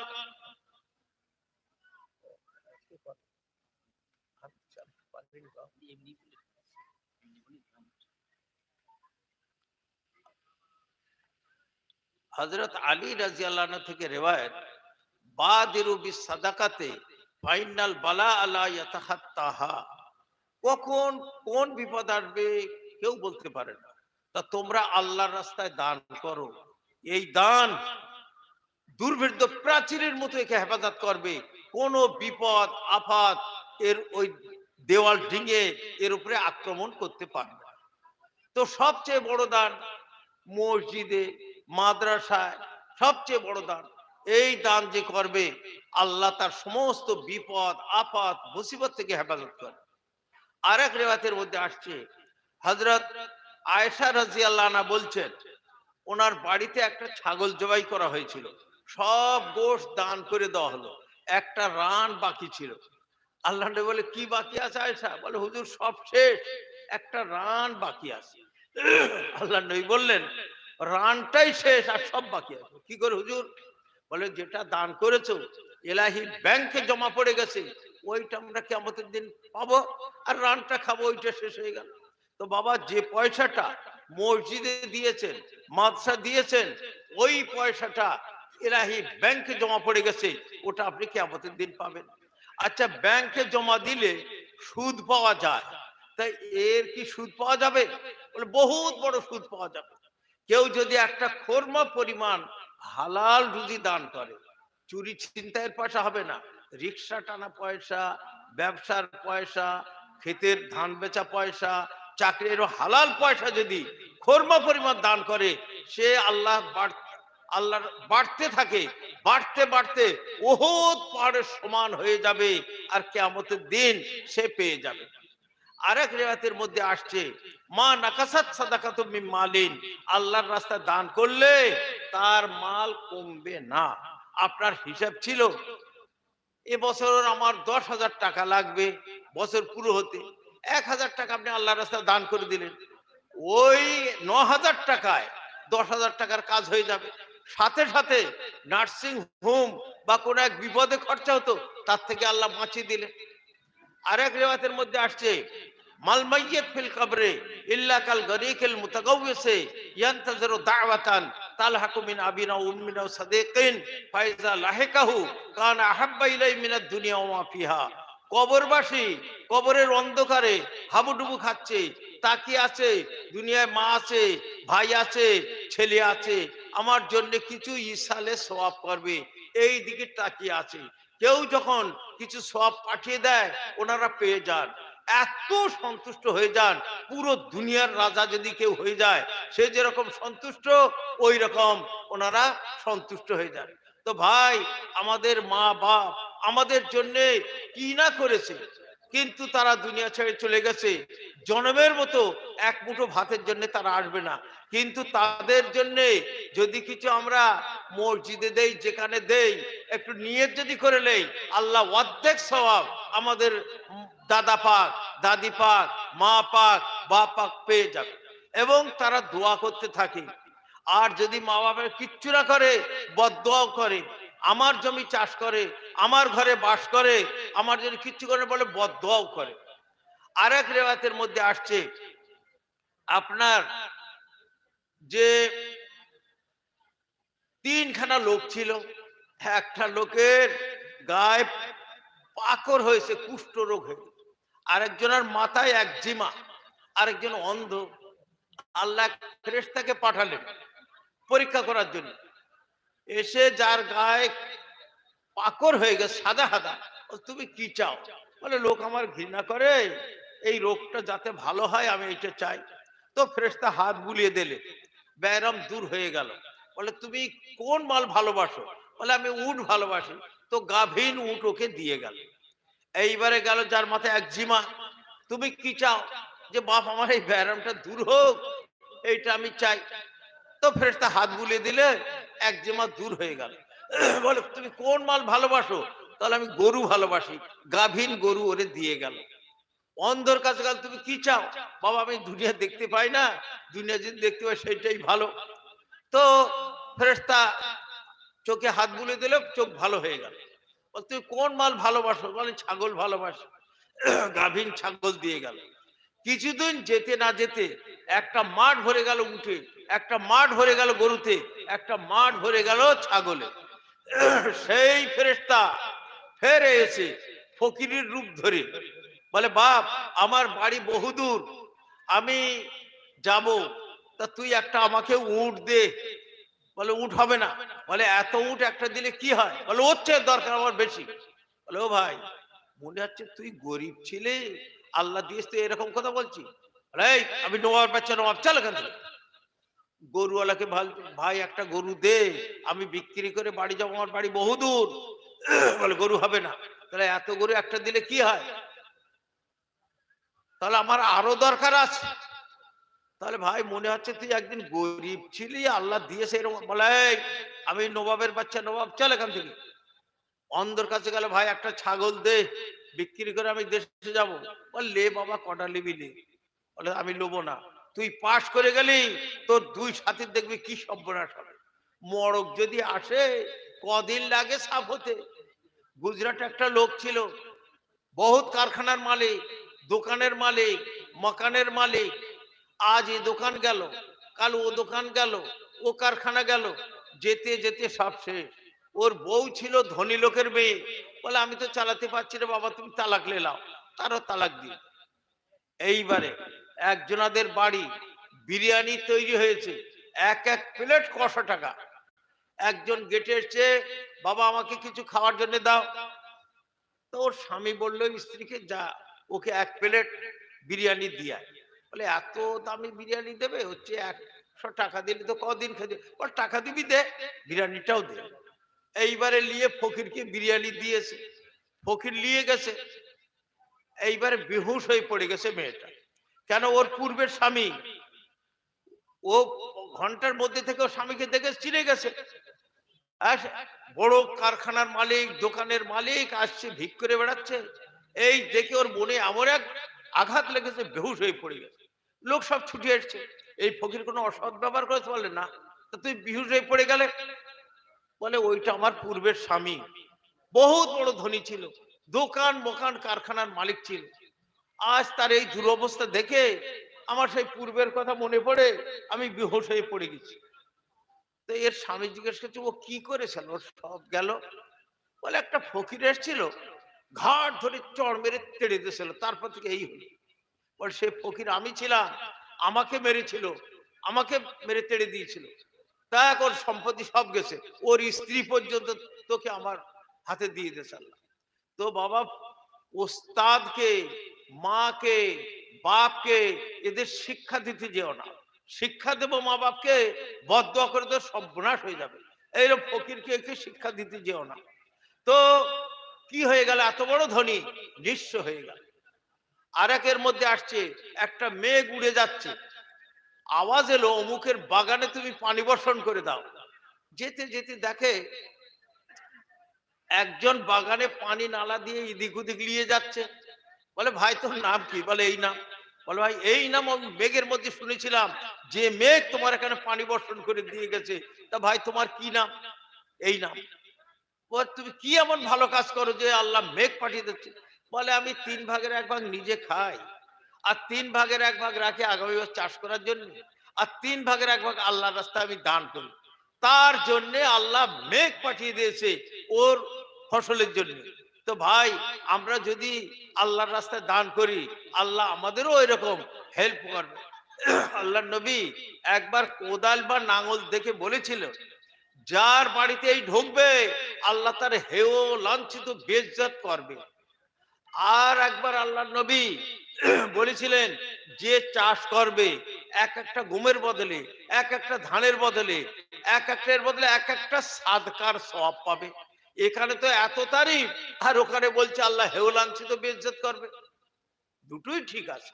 যে চাষ করেছে, আমি হালাল রুজি খাবো, বাল বাচ্চাকে খাওয়াবো, দরকার হলে আল্লাহর ঘরে দেবো, দরকার হলে নবীর ঘরে দেবো, এক এক দানার বদলে এক একটা সাদকার সওয়াব পাবে। আর আমি খাবো, ঘর বানাবো, মাথা চলে যাক, মসজিদ ভেঙে যাক, ওকে আল্লাহ হেও লাঞ্ছিত বেইজ্জত করবে। কলকাতা না খোদা মসজিদ আপনারা শুনেছেন, না খোদা মানে খোদা নেই এ নয়, না খোদা বলে জল জাহাজের মালিককে বলা হয় না খোদা। ওনার খবর এলো হুজুর আপনার জাহাজ ডুবে গেছে, এই মোহরি মুন্সি দেখতো আমার জাকাত টাকা সব ঠিকভাবে তো আছে কিনা। জি হ্যাঁ সব তো মিটিয়ে দিছি আমরা। এই ভাই আমার জাহাজ ডুবিনে, কার জাহাজ ডুবে দেখি দেখ। ফের খবরের না হুজুর আপনার জাহাজ ডুবেছে, এই হিসেব করে দেখতো কিছু কম আছে কি দোয়া না পুরো দোয়া হয়, বলে না হুজুর পুরো দোয়া হয়। বলে ভাই যা আমার জাহাজ ডুবিনি। তারপর বলে হুজুর কি করে আপনি জানলেন সত্যি আপনার জাহাজ নয়, আপনার জাহাজের মতো একটা জাহাজ ডুবেছে, আপনার জাহাজ আল্লাহ বাঁচল। তাহলে যাক, আল্লাহ যখন আমার জাহাজকে বাঁচিয়েছে ওই জাহাজের লাভ দিয়ে পয়লা আল্লাহর ঘর করবো, তারপর অন্য কাজ। তাই কলকাতার নাখোদা মসজিদ উনি করেছিলেন, জেদ্দায় তাদের বাড়ি, এখনো সেইভাবে ধনী। তা কলকাতার লোক দেওবন্দি বেরিলেই ঝামেলা করে, তো উনি দুটো করে ইমামের টাকা দেয়, চল একটা দেওবন্দি থাক একটা বেরিলির থাক, এ কিছু নামাজ পড়া ঝগড়া তরা করিস। তো ওর এত বুকের পাঠা কেন, যে আমি আল্লাহর রাস্তায় এ করি আল্লাহ আমার হেফাজত করবে। ইন তানসুরুল্লাহ ইয়ানসুরকুম, আল্লাহ সাহায্য করো আল্লাহ তোমাদের সাহায্য করবে। দুখানা ফেরেশতা রোজ নামে দুনিয়ায় আসে, একজনা বলে আল্লাহ যে তোমার রাস্তা দিয়েছে ভালো বদলা দাও, আর একজনা বলে আল্লাহ যে তোমার দেয় না ওর সর্বনাশ করে দাও। তো ফেরেশতার তো দোয়া লাগবে। ভাই এক বাদশার দরবারে দুখানা ফকির এসেছিল, একখানা ফকির বলছে বাদশা দেগা, বাদশা দেগা। পশ্চিমে আরেক ফকির পশ্চিম গেটে, সে বলছে আল্লাহ দেগা, আল্লাহ দেগা। বাদশার কাছে খবর গেল হুজুর পূবের গেটে একটা ফকির এসছে, সে বলছে বাদশা দেগা, বাদশা দেগা। পশ্চিম গেটে একটা ফকির এসছে, সে বলছে আল্লাহ দেগা, আল্লাহ দেগা। তাই তাহলে যে তাহলে একটা তরমুজান বড় দেখি, আবার টাঙ্কা লেগে দেখে পাকা কিনা, তো টাঙ্কা লেগে এক জায়গা কাট কেটে ভেতরে দানা টানা সব বের করে ফেলে দে, ওর মধ্যে সোনার উপর ভরে দে, দিয়ে ওই টাঙ্কাটা ফের সেটিং করে দে, আর ওকে বলে দে খবরদার তুই তরমুজ রাস্তায় খুলবি না, বাড়ি যেয়ে খুলবি। দিলে সোনার উপর যাতে করে এই সারা জীবনটা বসে খেতে পারে, ঘর বাড়ি কিছু তৈরি করার করে নেবে। আর বলছিল আল্লাহ দেখে, আল্লাহ বলে ও 30টা টাকা দে, ও 30 টাকা দিয়ে। তো ও বলছে ভাই অন্যদিকে গেলে আমার 40 টাকা হতো, 40 টাকা লাগে, এই তো 30 টাকা দেশে, তুই 10 টাকা আমার ধার দে, আগামী সপ্তাহে তোর মেকআপ করে দেবো। দেয়ও বটে। তাহলে শোন আমার সর্দি লেগেছে, আমি তরমুজ খাবো না, তরমুজ তুই লে যা, তোর 30 টাকা আমার নিয়ে গেছে। এইবারে কিছুদিন পরে এসে ফের বাদশা দেগা, বাদশা দেগা। ডাক্তারকে এই তোকে তরমুজ দিয়েছিলাম কি করেছিলি? বলে হুজুর আমার সর্দি লেগেছিল, আমি সে আরেকটা লোক ওকে দিয়েছি। সে কি করছে? বলে হুজুর আর বলবেন না, ঘর বাড়ি করে জমি জায়গা কিনে মেছাকার করে। বলে কম বক্ত ওইটা আমি তোকে দিয়েছিলাম, হ্যাঁ, যাতে শেষ জীবনটা বসে খেতে পারিস, ঘর বাড়ি করে নিতে পারিস, ওর মধ্যে তো সোনার উপর ভরে দিয়েছিলাম, তো দূর হয়ে যা তুই এখান থেকে। ওই ঠিক বলেছে, আল্লাহ দেগা, আল্লাহ যারে দেবে সেই পাবে, হ্যাঁ, আমার বাপের সাধ্য নেই, বেরো এখান থেকে। তো ভাই আল্লাহর এ করলে আল্লাহ যাকে দেবে কেউ কেড়ে নিতে পারবে না। আচ্ছা আমি টেনে দেবো তার জন্য না, একটু সাদকায় ফাজাইল বয়ান করতে বলেছিলেন, আমি সাদকার ফজিলত কয়েকটা বলে দিছি। এইবার বাপ এটা মসজিদের ব্যাপার, ও জলসায় কিছু লাগবে তার যে যা পারেন এনাদের কাছে দেবেন, কিছু ফাজাইলে সাদকার আপনাদের বয়ান করলাম। তো যাক, এইবারে যেটা কথা বলার বলেছিলাম কোরআন শরীফের আয়াত, ওই আয়াতটা আরম্ভ করব, তার আগে একবার দুরূদ শরীফ পড়লেন।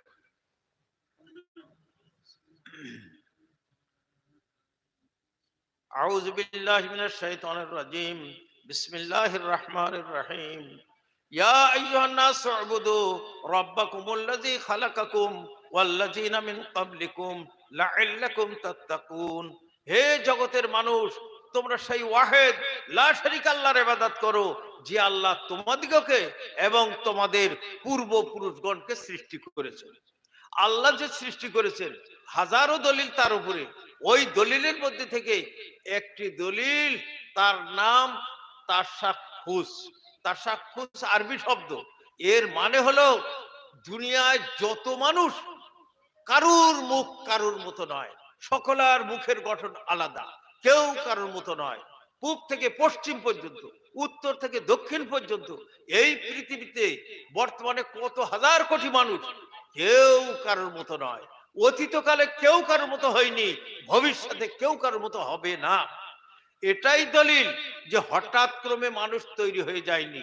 যদি হয়ে যেত 2-10 ঘন্টা বেটা ছেলে, 2-10 ঘন্টা মেয়ে ছেলে, 2-10 বাচ্চা একই রকম হয়ে যেত, আর খোদার হুকুম বরবাদ হয়ে যেত। পর পুরুষকে দেখো না, সব যদি স্বামীর মতো, পর স্ত্রীকে দেখো না, সব যদি নিজের স্ত্রীর মতো। কে কার বাড়ি ঢুকে পড়তো, কার টাকা কে নিয়ে পালাতো, তার কোনো ইয়াত্তা থাকতো না। সেই জন্য আল্লাহ অসীম কুদরতের দ্বারায় প্রত্যেক মানুষের মুখের গঠন আলাদা করে। আরে আই কার্ড আধার কার্ড কি যে কারোর মতো কেউ নেই? হ্যাঁ, এই যে আলাদা আলাদা করে তৈরি করেছেন, কত বড় হাকিম তিনি। এই দুনিয়ায় হাজার কোটি মানুষ, কেউ যেন কারোর মতো না হয়ে যায়, কত কড়া দৃষ্টি তার, আর কত বড় হাকিম তিনি। ওয়াফি আনফুসিকুম আফালা তুবসিরুন, তোমাদের চেহারার মধ্যে আমার অসীম কুদরতের নিদর্শন আছে, এটা কি তোমরা বুঝে দেখো না? হঠাৎ ক্রমে যদি হয়ে যেত 2-10 ঘন্টা বেটা ছেলে, 2-10 ঘন্টা মেয়ে ছেলে একই রকমের হয়ে যেত। এই তাশাক্ষুস দলিল হলো অসীম কুদরতের মালিক, তিনি আমাদের তৈরি করেছেন। শয়তানের ভাই অভাব নেই।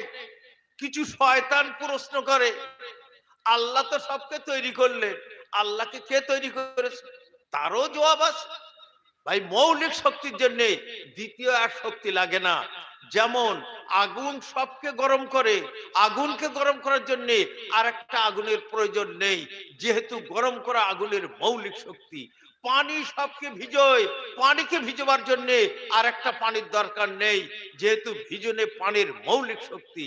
আল্লাহ সকলের খালেক, আল্লাহর জন্য কোনো খালেকের দরকার নেই, যেহেতু খালক আল্লাহর মৌলিক শক্তি। আপনি দেখছেন চোখ দিয়ে, চোখ দেখছে কি দিয়ে? আবার একটা চোখ আছে নাকি? আপনি শুনছেন কান দিয়ে, কান শুনছে কিছুর দ্বারা। আপনি চাচ্ছেন জীবের দ্বারা, জীব চাচ্ছে কিছুর দ্বারা। মৌলিক শক্তির জন্য আর একটা শক্তি লাগে না। তো মহা সর্বশক্তিমান আল্লাহ তাআলা তিনিই সবকে সৃষ্টি করেছেন। তো যাক, আল্লাহ তো সৃষ্টি করলেন, এইবারে থাকার জায়গা দরকার, খাওয়ার দরকার। তো আল্লাহ বলছেন তোমাদের থাকার জন্য এক বিশাল বিল্ডিং দান করেছি। এই বিল্ডিং এর ছাদ হচ্ছে আসমান, ফরশ হলো এই পৃথিবী। আল্লাযী জাআলা লাকুমুল আরদা ফিরাশাও ওয়াস সামাআ বিনাআ, তোমাদের এক বিশাল বিল্ডিং দান করেছি, এর ছাদ হলো আসমান আর ফরশ হলো এই পৃথিবী। বড় লোকেরা নিজের ঘরের ছাদকে সাজায়, তো আল্লাহ তাআলা এই ঘরের ছাদ আসমানকে সাজিয়েছেন। ইন্না যায়্যানাস সামাআদ দুনিয়া বিজিনাতিল কাওয়াকিব, আমি আসমানকে সুসজ্জিত করেছি কোটি কোটি নক্ষত্র রাজির দ্বারায়। অন্ধকার রাত্রিতে আকাশের দিকে তাকালে মনে হবে যেন নীল রঙের চাঁদের উপরে মতি মুক্ত বিছিয়ে দেওয়া হয়েছে, এমন অপূর্ব সুন্দর করেছেন। ঘড়ির দরকার, কুলহিয়া মাওয়াকিতুল নাস, আমি চাঁদকে ঘড়ি স্বরূপ তৈরি করেছি। রোজার মাঠ না হজের মাঠ। আর ফিশারি এলাকা যত মাছ ধরা পড়ে অমাবস্যা আর পূর্ণিমা, সেও নির্ভর করছে চাঁদের এই ঘড়ির উপরে। আর আলোর দরকার, বিরাট বড় হেঁচাক লাইট লাগিয়ে দিয়েছি, সেটা হলো সূর্য। তা আল্লাহ তাআলা এই ঘরের ছাদকে সাজিয়েছেন তারকা রাজের দ্বারায়, ঘড়ি লাগিয়ে দিয়েছেন চাঁদ, হেঁচাক লাইট লাগিয়ে দিয়েছেন সূর্য। আর এই পৃথিবীকে নদী নালা গাছপালা ফলে ফুলে রসে গন্ধে সাজিয়ে এই অপূর্ব বিল্ডিং খানা আল্লাহ আমাদের দান করেছেন। ঠিক আছে, পয়লা আয়াতে বললেন আমি সৃষ্টি করেছি, দ্বিতীয় আয়াতে বললেন তোমাদের থাকার জন্য এক বিশাল বিল্ডিং দান করেছে, ছাদ হলো আসমান, ফরশ হলো এই পৃথিবী। ঠিক আছে, খাওয়া তো তৃতীয় আয়াতের মধ্যে আল্লাহ বলছেন ওয়া আনজালা মিনাস সামাই মাআন ফাআখরাজা বিহি মিনাস সামারাতি রিজকাল লাকুম, আমি মেঘ থেকে পানি বর্ষণ করে তার দ্বারা শস্য উৎপাদন করেছি তোমাদের খাদ্যের জন্য। আনতুম তাজরাউনাহু আম নাহনুজ জারিউন, বলো তো দেখি জগতের মানুষ, চাষ তোমরা করো না, চাষ করি আমি। আমি যদি ইচ্ছা করি তোর চাষকে ডুবিয়েও দিতে পারি, তোর চাষকে পুড়িয়েও দিতে পারি। চাষ তোদের হাতে না চাষ আমাদের, আমার হাতে। ফালসাফিরা বলছে এই দুনিয়া থেকে বাষ্প ওঠে, ভাব ওঠে, স্টিম ওঠে। এই স্টিম ভাব উঠে তাবকায় জামহারিরে গিয়ে ঠান্ডা জমাট খেয়ে ভাসে মেঘ, ফোঁটা কেটে পড়ে পানি, আর জমাট খেয়ে পড়লে শিলা বৃষ্টি। বেশিরভাগ ভাব উঠছে সমুদ্র এলাকা থেকে। সমুদ্রের পানি তো নোনা। কেন নোনা? আসমান জমিন তৈরি করার আগে সমুদ্রকে আল্লাহ তৈরি করেছিলেন। এতদিন ধরে দাঁড়িয়ে থাকার কারণে এর পানি যদি খারাপ হয়ে যায়, দূষিত হাওয়ায় ভূভাগের জীবজন্তু মরবে। সেই জন্য আল্লাহ সমুদ্রে নুন গুলে দিলেন যাতে করে পানিটা নষ্ট না হয়। চামড়ায় নুন দেয়, ইলিশ মাছে নুন দেয়, আর নষ্ট হয় না। এই সমুদ্রের পানিতে আল্লাহ নুন গুলে দিয়েছেন। মিঠা পানি কোনো পাহাড়ের ঝর্ণার পানি ওটা, আর সমুদ্রের পানি সব তো নোনা। তো যখন নোনা, তো বেশিরভাগ বাষ্প উঠছে, ভাব উঠছে, স্টিম উঠছে নোনা এলাকা থেকে। তাহলে নোনা পানি বর্ষণ হওয়ার দরকার। সূরা ওয়াকিয়ার মধ্যে আল্লাহ কি বলছেন? লাউ নাশাউ লাজআলনাহু উজ্জাজান, আমি ইচ্ছা করলে লবণাক্ত পানি, নোনা পানি বর্ষণ করে দিতাম। তা না করে ফিল্টার করে মিঠা করে বর্ষণ করে দিলাম। তোমরা পান করতে পারছো, তোমাদের চাষও হচ্ছে। তো চাষ তোমরা করো না চাষ করি আমি?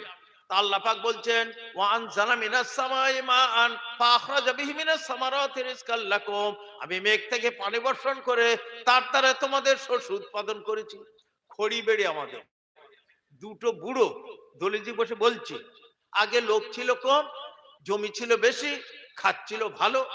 এইবারে জমি তো আর বাড়ছে না, মানুষ হরদম বাড়ছে, হরদম বাড়ছে। দেখবি কিছুদিন পরে না খেয়ে রাস্তাঘাটে পথে মাঠে মরে পড়ে থাকবে কুকুর বিড়ালের মতো।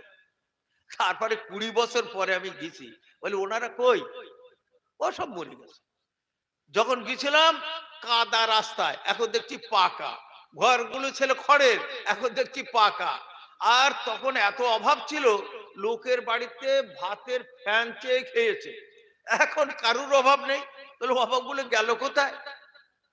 কোথায় গেল ভাই? আল্লাহ বলছেন ওয়ালাকাদ মাক্কান্নাকুম ফিল আরদে ওয়া জাআলনা লাকুম ফিহা মাঈশা কালিলাম মা তাশকুরুন। পৃথিবীকে আমি বাসস্থান রূপে দান করেছি, আর এই পৃথিবীর মধ্যে বড় বড় আইন ট্যাক্স আমি রেখে দিয়েছি।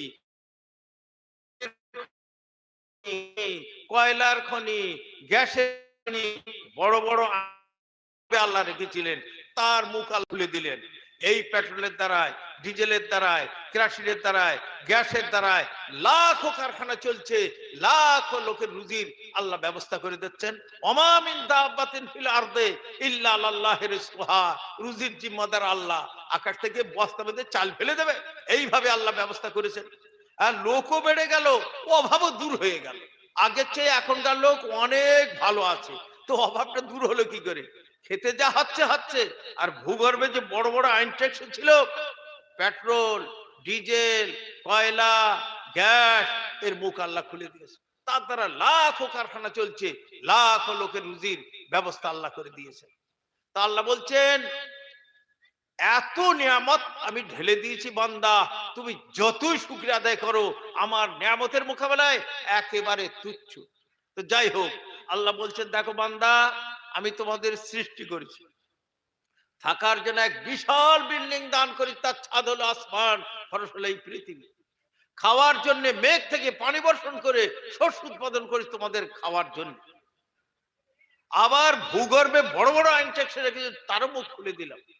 তো যখন আমি সৃষ্টি করেছি, আমি থাকার জায়গা দিয়েছি, আমি খাওয়ার ব্যবস্থা করেছি, আমারই ইবাদত করো। ফালা তাজআলু লিল্লাহি আনদাদা ওয়া আনতুম তা'লামুন, আমার খাবে আর শয়তানের গাবে, এই রকম নেমক হারামি করো। আমার যদি ইবাদত না করতে চাও, তোর ইবাদতের দরকার নেই, তুই আমার রাজত্ব ছেড়ে দে। ইয়া মা'শারাল জিন্নি ওয়াল ইনস ইন ইসতাতা'তুম আন তানফুযু মিন আকতারিস সামাওয়াতি ওয়াল আরদি ফানফুযু, তোদের যদি শক্তি থাকে আমার আকাশের তল থেকে পৃথিবী দূর হয়ে চলে যা, তোর ইবাদত করতে হবে না। তুই যাবি কোথায়?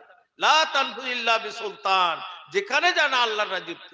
অতএব আল্লাহ যখন সৃষ্টি করেছে, থাকার জায়গা দিয়েছে, খাওয়ার ব্যবস্থা করেছে, তখন আল্লাহর ইবাদত করো। খোদার খাবে, শয়তানের গাবে, এরকম নেমক হারামি করো না। ওয়াইন কুনতুম ফি রাইবিম মিম্মা নাযালনা আলা আবদিনা, জগতের মানুষ তোমাদের যদি সন্দেহ হয় এই কোরআন আল্লাহর বাণী নয়, মুহাম্মাদের রচিত কথা, মুহাম্মদ মানুষ, তোমরাও মানুষ, এক মানুষ যা পারে অন্য মানুষ তা পারে, সমগ্র পৃথিবীর জিন ইনসান মিলে ফাতু বিমিসলি হাযাল কোরআন, এইরকম গ্রামার বালাগাত ফাসাদ ভরপুর একটা কোরআন তৈরি কর। যদি তৈরি করতে পারে একদম ছুটি দিয়ে দেবো, গাঁজা গুলি মদ তাড়ি যা পারি খাও কর। ওহদের যুদ্ধে, খন্দকের যুদ্ধে, বদরের যুদ্ধে আত্মীয় স্বজনের মাথা কাটাতে পারলো, একটা কোরআন তৈরি করতে পারলো না। আল্লাহ বললেন আচ্ছা যা, কোরআনে তো শত শত সূরা আছে, না পেরেছিস না পার, ফাতু বি আশারে সুয়ার মিসলি, 10টা সূরা তৈরি কর। তাও পারলো না। তখন আল্লাহ চ্যালেঞ্জ দিচ্ছেন, ফাতু বি সূরাতিন মিন মিসলিহি, ছোট চেয়ে ছোট একটা সূরা তৈরি কর। ইন্না আতাইনা কাল কাউসার, আবার গেটে টেঙিয়ে দেওয়া হলো, লাই দ্বিতীয়টা তৈরি কর। সবচেয়ে বড় কবি লবিদ এসে বলল, লাইসা হাযা মিন কুওয়াতিল বাশার, এ মানব শক্তির বাইরে, মানুষের দ্বারা এরকম বাক্য হতে পারে না। সঙ্গে সঙ্গে মুসলমান হয়ে কোরআনের মধ্যে আল্লাহ 8টা জায়গা চ্যালেঞ্জ দিয়েছেন। আলিফ লাম মিম, আলিফ লাম রা, তাহা, আইন সিন কাফ, ইয়াসিন, 8টা জায়গা কোরআনের গোড়ায় চ্যালেঞ্জ দিচ্ছেন আলিফ লাম মিম, কোন আসমানি হরফ নয়। ওই আলিফ লাম মিম, আলিফ বা তা সা, যে হরফ তোদের কাছে সেই হরফ দিয়ে কোরআন তৈরি। তো কর দেখি তোরা একটা কোরআন তৈরি কর। পারলে না 10টা সূরা তৈরি কর, পারলে না ছোট চেয়ে ছোট একটা সূরা তৈরি কর, তাও পারলো না। আল্লাহ বলছেন ফাইল্লাম তাফআলু, যদি না পারো ওয়ালান তাফআলু, কিয়ামত পর্যন্ত পারবে না। যখন পারুনি আর পারবে না, যালিকাল কিতাব লা রাইবা ফি, এ কোরআন আমারই বাণী, তাতে কোনো সন্দেহের অবকাশ থাকতেই পারে না। ফাবিআইয়ি হাদিসিন বা'দাহু ইউমিনুন, কোন কথা বাকি রইলো যার পরে তোমরা ঈমান আনবে? তবু যদি পথে না আসো, ফাত্তাকুন নার আল্লাতী ওয়াকুদুহান নাস ওয়াল হিজারা, সেই অনল ধরনের কঠোর শাস্তির জন্য তৈরি থাকো, যেটা আমি বেঈমান আর পাপীদের জন্য নির্ধারিত করে রেখেছি। আমাদের এখানে কবি তো দুজন, কাজী নজরুল ইসলাম, রবীন্দ্রনাথ ঠাকুর। উর্দুতে একজন কবি ইকবাল, পারস্যে দুজন, মাওলানা রুম এবং শেখ সাদী। আরবে শত শত কবি বিদ্যমান ছিল, তার মধ্যে 7 জন সবচেয়ে বড়, তাদের কবিতা কাবার গেটে টাঙানো হয়েছিল, সেগুলো জমা করা আছে। বইটার নাম সাবা মুআল্লাকা। প্রথম তো হলো ইমরাউল কায়েস, কেফানা বিকে বিন যিকরা হাবিবি ওয়া মানজিলি বিসিকতিল লাওয়া বাইনা দাখুল ফাহুমালি ফাতুজি আফাল মাকরাত লাম ইয়াফু রাসমুহা লিমা নাসজাতা মিন জানুবি ওয়া শামালি তারা বাইরাল আরাবি ফি আরাসাতিহা ওয়া কিয়ানিহা কান হাব্বু ফিল, চলছে না। আর দ্বিতীয় হলো ওই যিনি মুসলমান হয়ে গেছিলেন, লেখাউলাতা তালুম বিবরকত সামাদি তালুহু কাবাকিল ওয়াশফি আলা জাহিরিল ইয়াদি খাজুলুন তুরাই রাব্বাম বিখামিলাতিন তানালু আতরাফাল বারিরি ওয়া তারতাদি ওয়া ফিল হাইয়্যা আহওয়ায়ান ফুদুল মুরদা শাদিনুন মুজাহিরু সিনতাইলু ওয়া জাবারজাদি তাবসিমু আল মাকান মুনাওয়িরান তাখাল্লালা হুররার রাবাল দিসুল লাহু নাদি। যারা আরবি জানে ওরা জানে, অনার্গল আরবি বলে লেখে মানে করতে পারবে না, এত কঠিন কঠিন পদ্য। 7 জন, তো ওদের কবিতা কাবার ঘেটে টাঙানো হয়েছিল। বইয়ের নাম হলো সাবা মুআল্লাকা। তো বলে হলো কর তোরা একটা আয়াত তৈরি কর। ওরা বললে যে কোনো ভাবে আমরা একটা তৈরি করব। প্রাণপণ চেষ্টা করে একটা আয়াত তৈরি করলো। ওয়ালাকুম ফিল কিসাসে হায়াতুলের মোকাবেলা তৈরি করলো আল কাতল আনফালিল কাতাল। এইবারে গ্রামারে ফেলে যাঁচ করা হলো, 7খানা ভুল বেরিয়ে গেল। আরবির ক্লাস 10-এ পড়া হয় মুখতাসারুল মানি, ওর মধ্যে সেই ভুলগুলো জমা করা আছে, কিয়ামত পর্যন্ত লোক দেখুক কি ভুল। তো ওরা বললে ঠিক আছে, আমাদের ভুল, কোরআন শরীফে 2টো ভুল আছে আপনাদের। বলে কোথায়? বলে সূরা ইউসুফের মধ্যে লাউলান তুফান্নি দুনি, এটা অশুদ্ধ, আর সূরা বাকারার মধ্যে মুস্তাহজিউন, এও অশুদ্ধ। বলে দাবি করলে তো হবে না, বিচার, বলে বিচার তো 100 বার হবে, কিন্তু বিচারপতি আমরা কোনো মুসলমান পণ্ডিতকে মারবো না, অমুক জায়গায় অমুসলিম পণ্ডিত, ওরা তাই হোক, যে সে পণ্ডিত আমাদের দেখিয়ে দেবে, বুঝিয়ে দেবে। এইবারে কিছু মুসলমান কিছু অমুসলমান, ওনার বাড়িতে স্যার একটু বেরিয়ে আসুন। কেন? বিচারের জন্য আমরা এসেছি। কারা? আমরা এসেছি, মুসলমানেরা এসেছে বাড়ির ভেতর থেকে বলতে, আতাস্তাহজিউ বি ওয়া আনা শায়খুম মুহান্নাদ, আমি একটা বুড়ো মানুষ, আমার সঙ্গে ইয়ারকি ফাজল, তোদের লজ্জা শরম লাগে না? বলে হুজুর আর রাখতে হবে না। আতাস্তাহজিউ ওই মুস্তাহজিউ আনা শায়খুম মুহান্নাদ তুফান্নিদুন্নি, যে দুটো অশুদ্ধ সেই দুটো তো আপনার মুখ দিয়ে বার হয়ে গেল, আমাদের তো হার হয়ে গেল, আপনারা আর আসতে হবে না। তারপরে জনমে কোরআনের মোকাবেলা আসেনি। মা মিনাল আম্বিয়াই মিন নাবিয়্যিন ইল্লা কাদ উতিয়া মিনাল আয়াতি মিসলুহু আমানা আলাইহিল বাশার। প্রত্যেক নবীকে তার যুগের উপযোগী অলৌকিক জিনিস দিয়ে দুনিয়ায় পাঠানো হয়েছিল। গানের যুগে হযরত দাউদ আলাইহিস সালাম এসেছিলেন, আসমানি কিতাব পড়তেন, শোনার জন্য নদীর মাছ ভেসে উঠতো, পাখিরা ঝাঁপিয়ে পড়তো, সব গানওয়ালা হেরে গেল। ডাক্তারের যুগে ঈসা আলাইহিস সালাম এলেন, মাদারজাত অন্ধ কুষ্ঠ রোগীকে মুহূর্তের মধ্যে ভালো করে দিতেন, সব ডাক্তার হেরে গেল। জাদুর যুগে মূসা আলাইহিস সালাম এলেন, সব জাদুঘর হেরে মুসলমান হয়ে গেল। বালাগা সে নবী চলে গেছেন, অলৌকিক জিনিস শেষ। আল্লাহ নবী আমাকে আল্লাহ স্পেশাল মুজিজা দিয়েছেন এই কোরআন।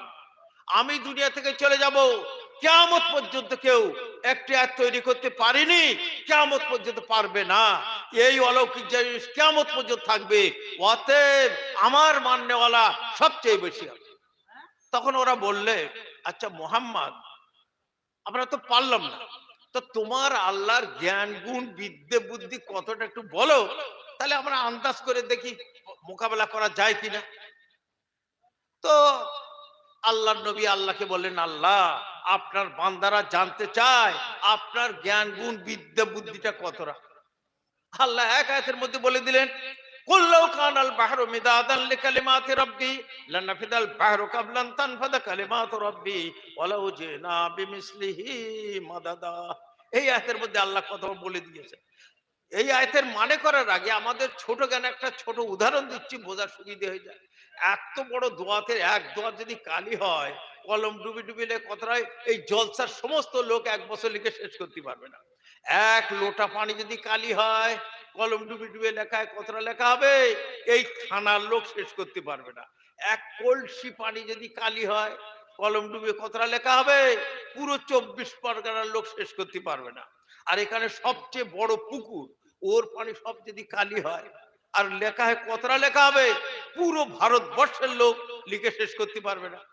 আর এই বিনাখান নদীর পানি এমুড়ো ওমুড়ো সব যদি কালি হয়, কতটা লেখা হবে, হিসেব করার জন্য মেশিন বার হয়েছে, মেশিন হিসেব করে কিছু বলতে পারবে না।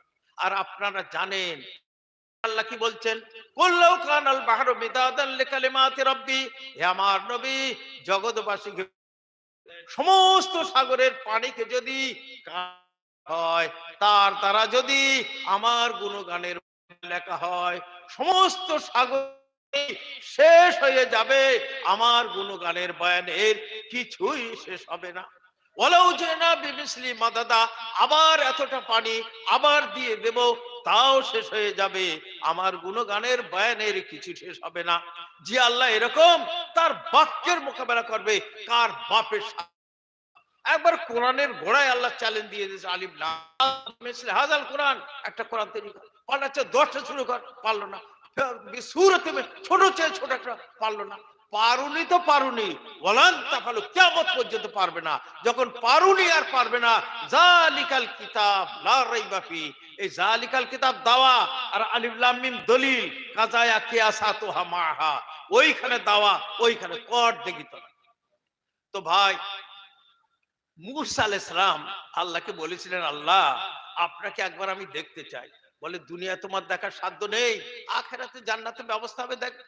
বারবার জেদ করলেন, বলে দেখো মূসা, তোমার চেয়ে এই পাহাড় তুর পাহাড় অনেক মজবুত, তা আমি ওর উপরে একটু তাজাল্লি নাজেল করি, ও যদি টিকে যায়, ও মখলুক তুমি মখলুক, তুমি নাই দেখবে, আর পাহাড় যদি না টেকে তুমি আমার কি দেখবে। জালালউদ্দিন সৈয়দী রহমাতুল্লাহ বলছেন 72 ফারসাক এলাকা পর্যন্ত ঘন কুয়াশার মতো ছেয়ে গেল।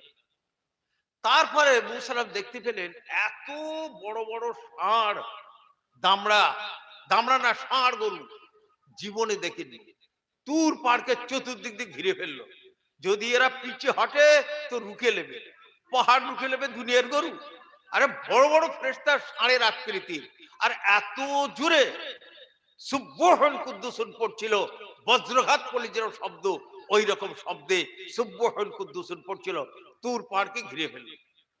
তারপরে দেখলেন হাতির আকৃতির ফেরেশতা ওদের ঘিরে ফেললো, যদি এরা পিছে হটে তো ওরা সামাল দেবে। ওদের তসবির দাপটে এদের তসবির যেন মেলান হয়ে গেল। মূসা আলাইহিস সালামের গার লোম শিউরে উঠলো, আমি আর বাঁচবো না, এই গায়েবী জিনিস সব জাহির হয়ে গেল।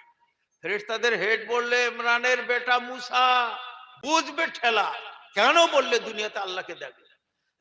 তারপরে চতুর্থ আসমানের ফেরেশতা নেমে এলো, সিংহের মতো আকৃতি, তারা তসবিহ পড়ছিল, মুখ দিয়ে আগুনের মতো হালকা ছুটছিল, তাদের তসবির দাপটে এদের তসবিহ মিলান হয়ে গেল। তারপরে হাদিসে আসছে ওরা ঘিরে ফেললো হাতিদের, যদি ওরা পিছু হটে এরা সামাল দেবে। তারপরে হাদিসে আসছে আল্লাহ কড়ি আগুনের এতটুকুর তাজাল্লি নাজিল করেছিলেন, এই নখের সমান এতটুকু, তাও মাঝখানে ৭০,০০০ পর্দা ছিল। ৭০,০০০ পর্দার ওধার থেকে আল্লাহ এতটুকু তাজাল্লি নাজিল করলেন। ফালাম্মা তাজাল্লা রাব্বুহু লিল জাবালি জাআলাহু দাক্কা ওয়া খাররা মূসা সাইকা, পাট ধূলিসাৎ হয়ে গেল। মূসা আলাইহিস সালাম দূরে ছিলেন, বেহুশ হয়ে পড়ে গেলেন। একটা পাথর মসজিদের গম্বুজের মতো উড়ে গিয়ে পড়লো মূসা আলাইহিস সালামের উপরে, চতুর্দিক দিয়ে ওনার ঘিরে ফেললো, আর তো উনিও পুড়ে যেতেন। হেফাজত করে ফেললে এই পাথরটা, যেই ৬খানা টুকরো উড়ে গেল বায়ুমণ্ডলে। ফতুল বাড়ির মধ্যে লিখছে ওই তুর পাহাড়ের ৬খানা টুকরো উড়ে গেল বায়ুমণ্ডলে। ৩খানা পড়েছিল মক্কায়, হেরা পাহাড়, সবির পাহাড় আর সৌর পাহাড়। ৩ টুকরো পড়লো মদিনায়, ওহদ, রেজা আর অরকান। তুর পাহাড় কোথায়? শাম দেশে, সেখান থেকে মক্কা মদিনায় ১ মাসের রাস্তা। আর এক এক পাথর, তুর হেরা পাহাড়ে লোক উঠছে তো এতটুকু এতটুকু মনে হচ্ছে, হ্যাঁ, কত হাজার কোটি টন, আল্লাহ ছাড়া কেউ জানে না। তো হাজার হাজার কোটি টন পাথরগুলো ছিটিয়ে পড়লো এক এক মাসের রাস্তা দূরে। তুর পাহাড় তো সামনে, ওখান থেকে মক্কা ১ মাসের রাস্তা। ৬খানা টুকরো, এক এক টুকরো কত হাজার কোটি টন আল্লাহ জানে, ছিটিয়ে পড়লো এক এক মাসের রাস্তা দূরে। হেজাবুহুন নূর, আল্লাহ নূরের আবরণে নিজেকে হেফাজত করে রেখেছেন। লাউ কাশাফাহু, ১ সেকেন্ডের জন্য যদি আল্লাহ নূরের পর্দাকে হটিয়ে দেন, লাহরাকাত সুবহাতু ওয়াজহি মান তাইলাই বাসারু মিন খালকিহি, ওনার চেহারা তাজাল্লিতে পৃথিবী আকাশে যা কিছু আছে মুহূর্তের মধ্যে জ্বলে সারখার হয়ে ভস্মীভূত হয়ে যাবে। তো যে আল্লাহ এরকম, তার বাক্যের মোকাবেলা করবে কার বাপের সাধ্য আছে? জিবরাইল ফেরেশতা আপনারা শুনেছেন, আল্লাহর নবী অরিজিনাল রূপে দুবার দেখেছিলেন।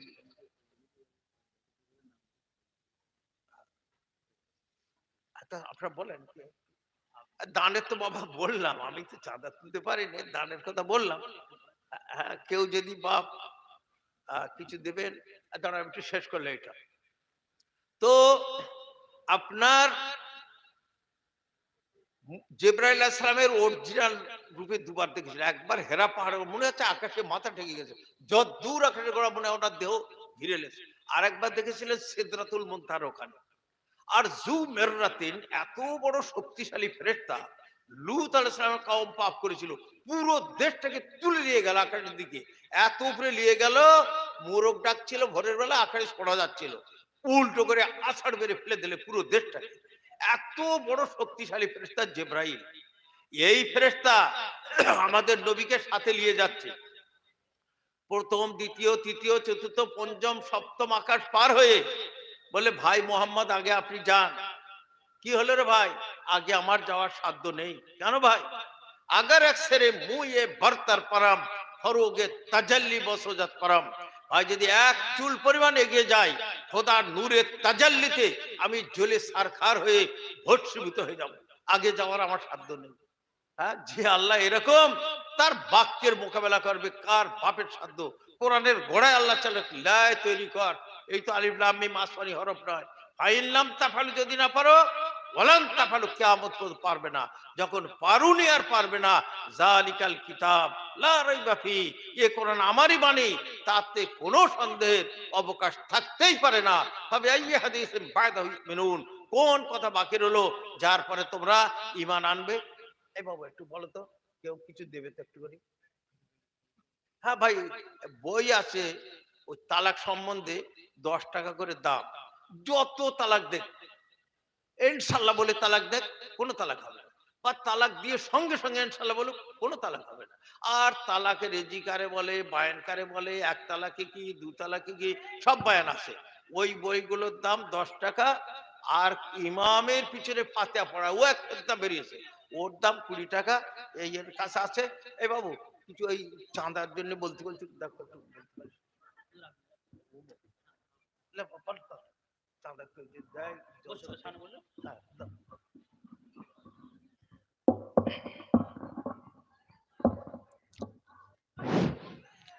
আসসালামু আলাইকুম ওয়া রাহমাতুল্লাহি ওয়া বারাকাতুহু।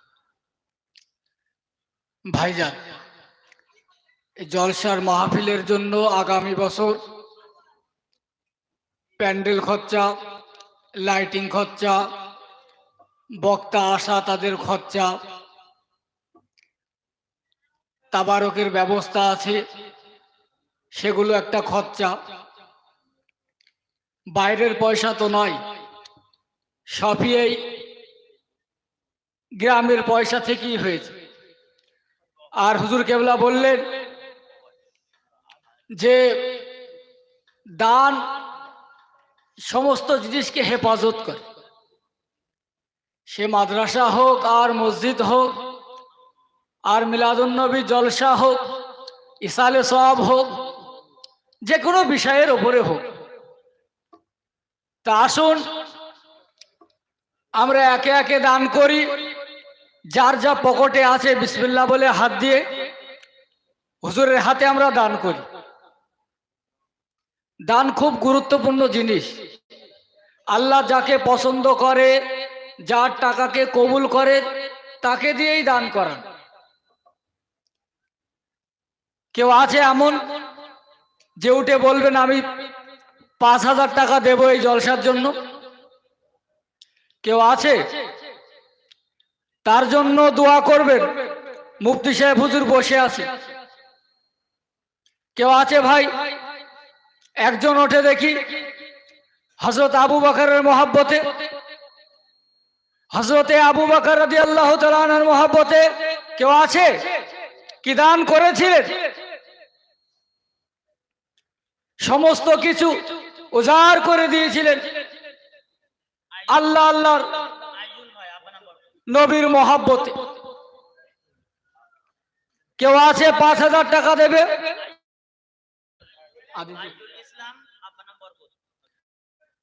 আমার আইজুল ভাই 5,000 টাকা, জোরে বলুন জিন্দাবাদ।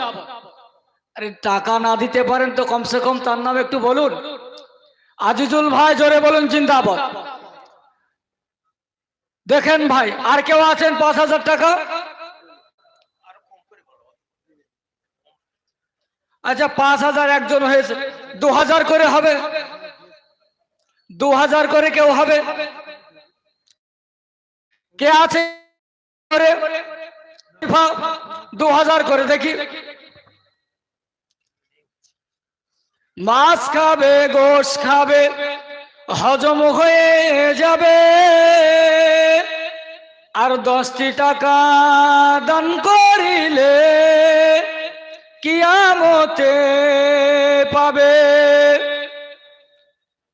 যা খাবে তা তো হজম হয়ে যাবে, আর যেটা রাখবে এলাহি ব্যাংকে জমা পড়বে।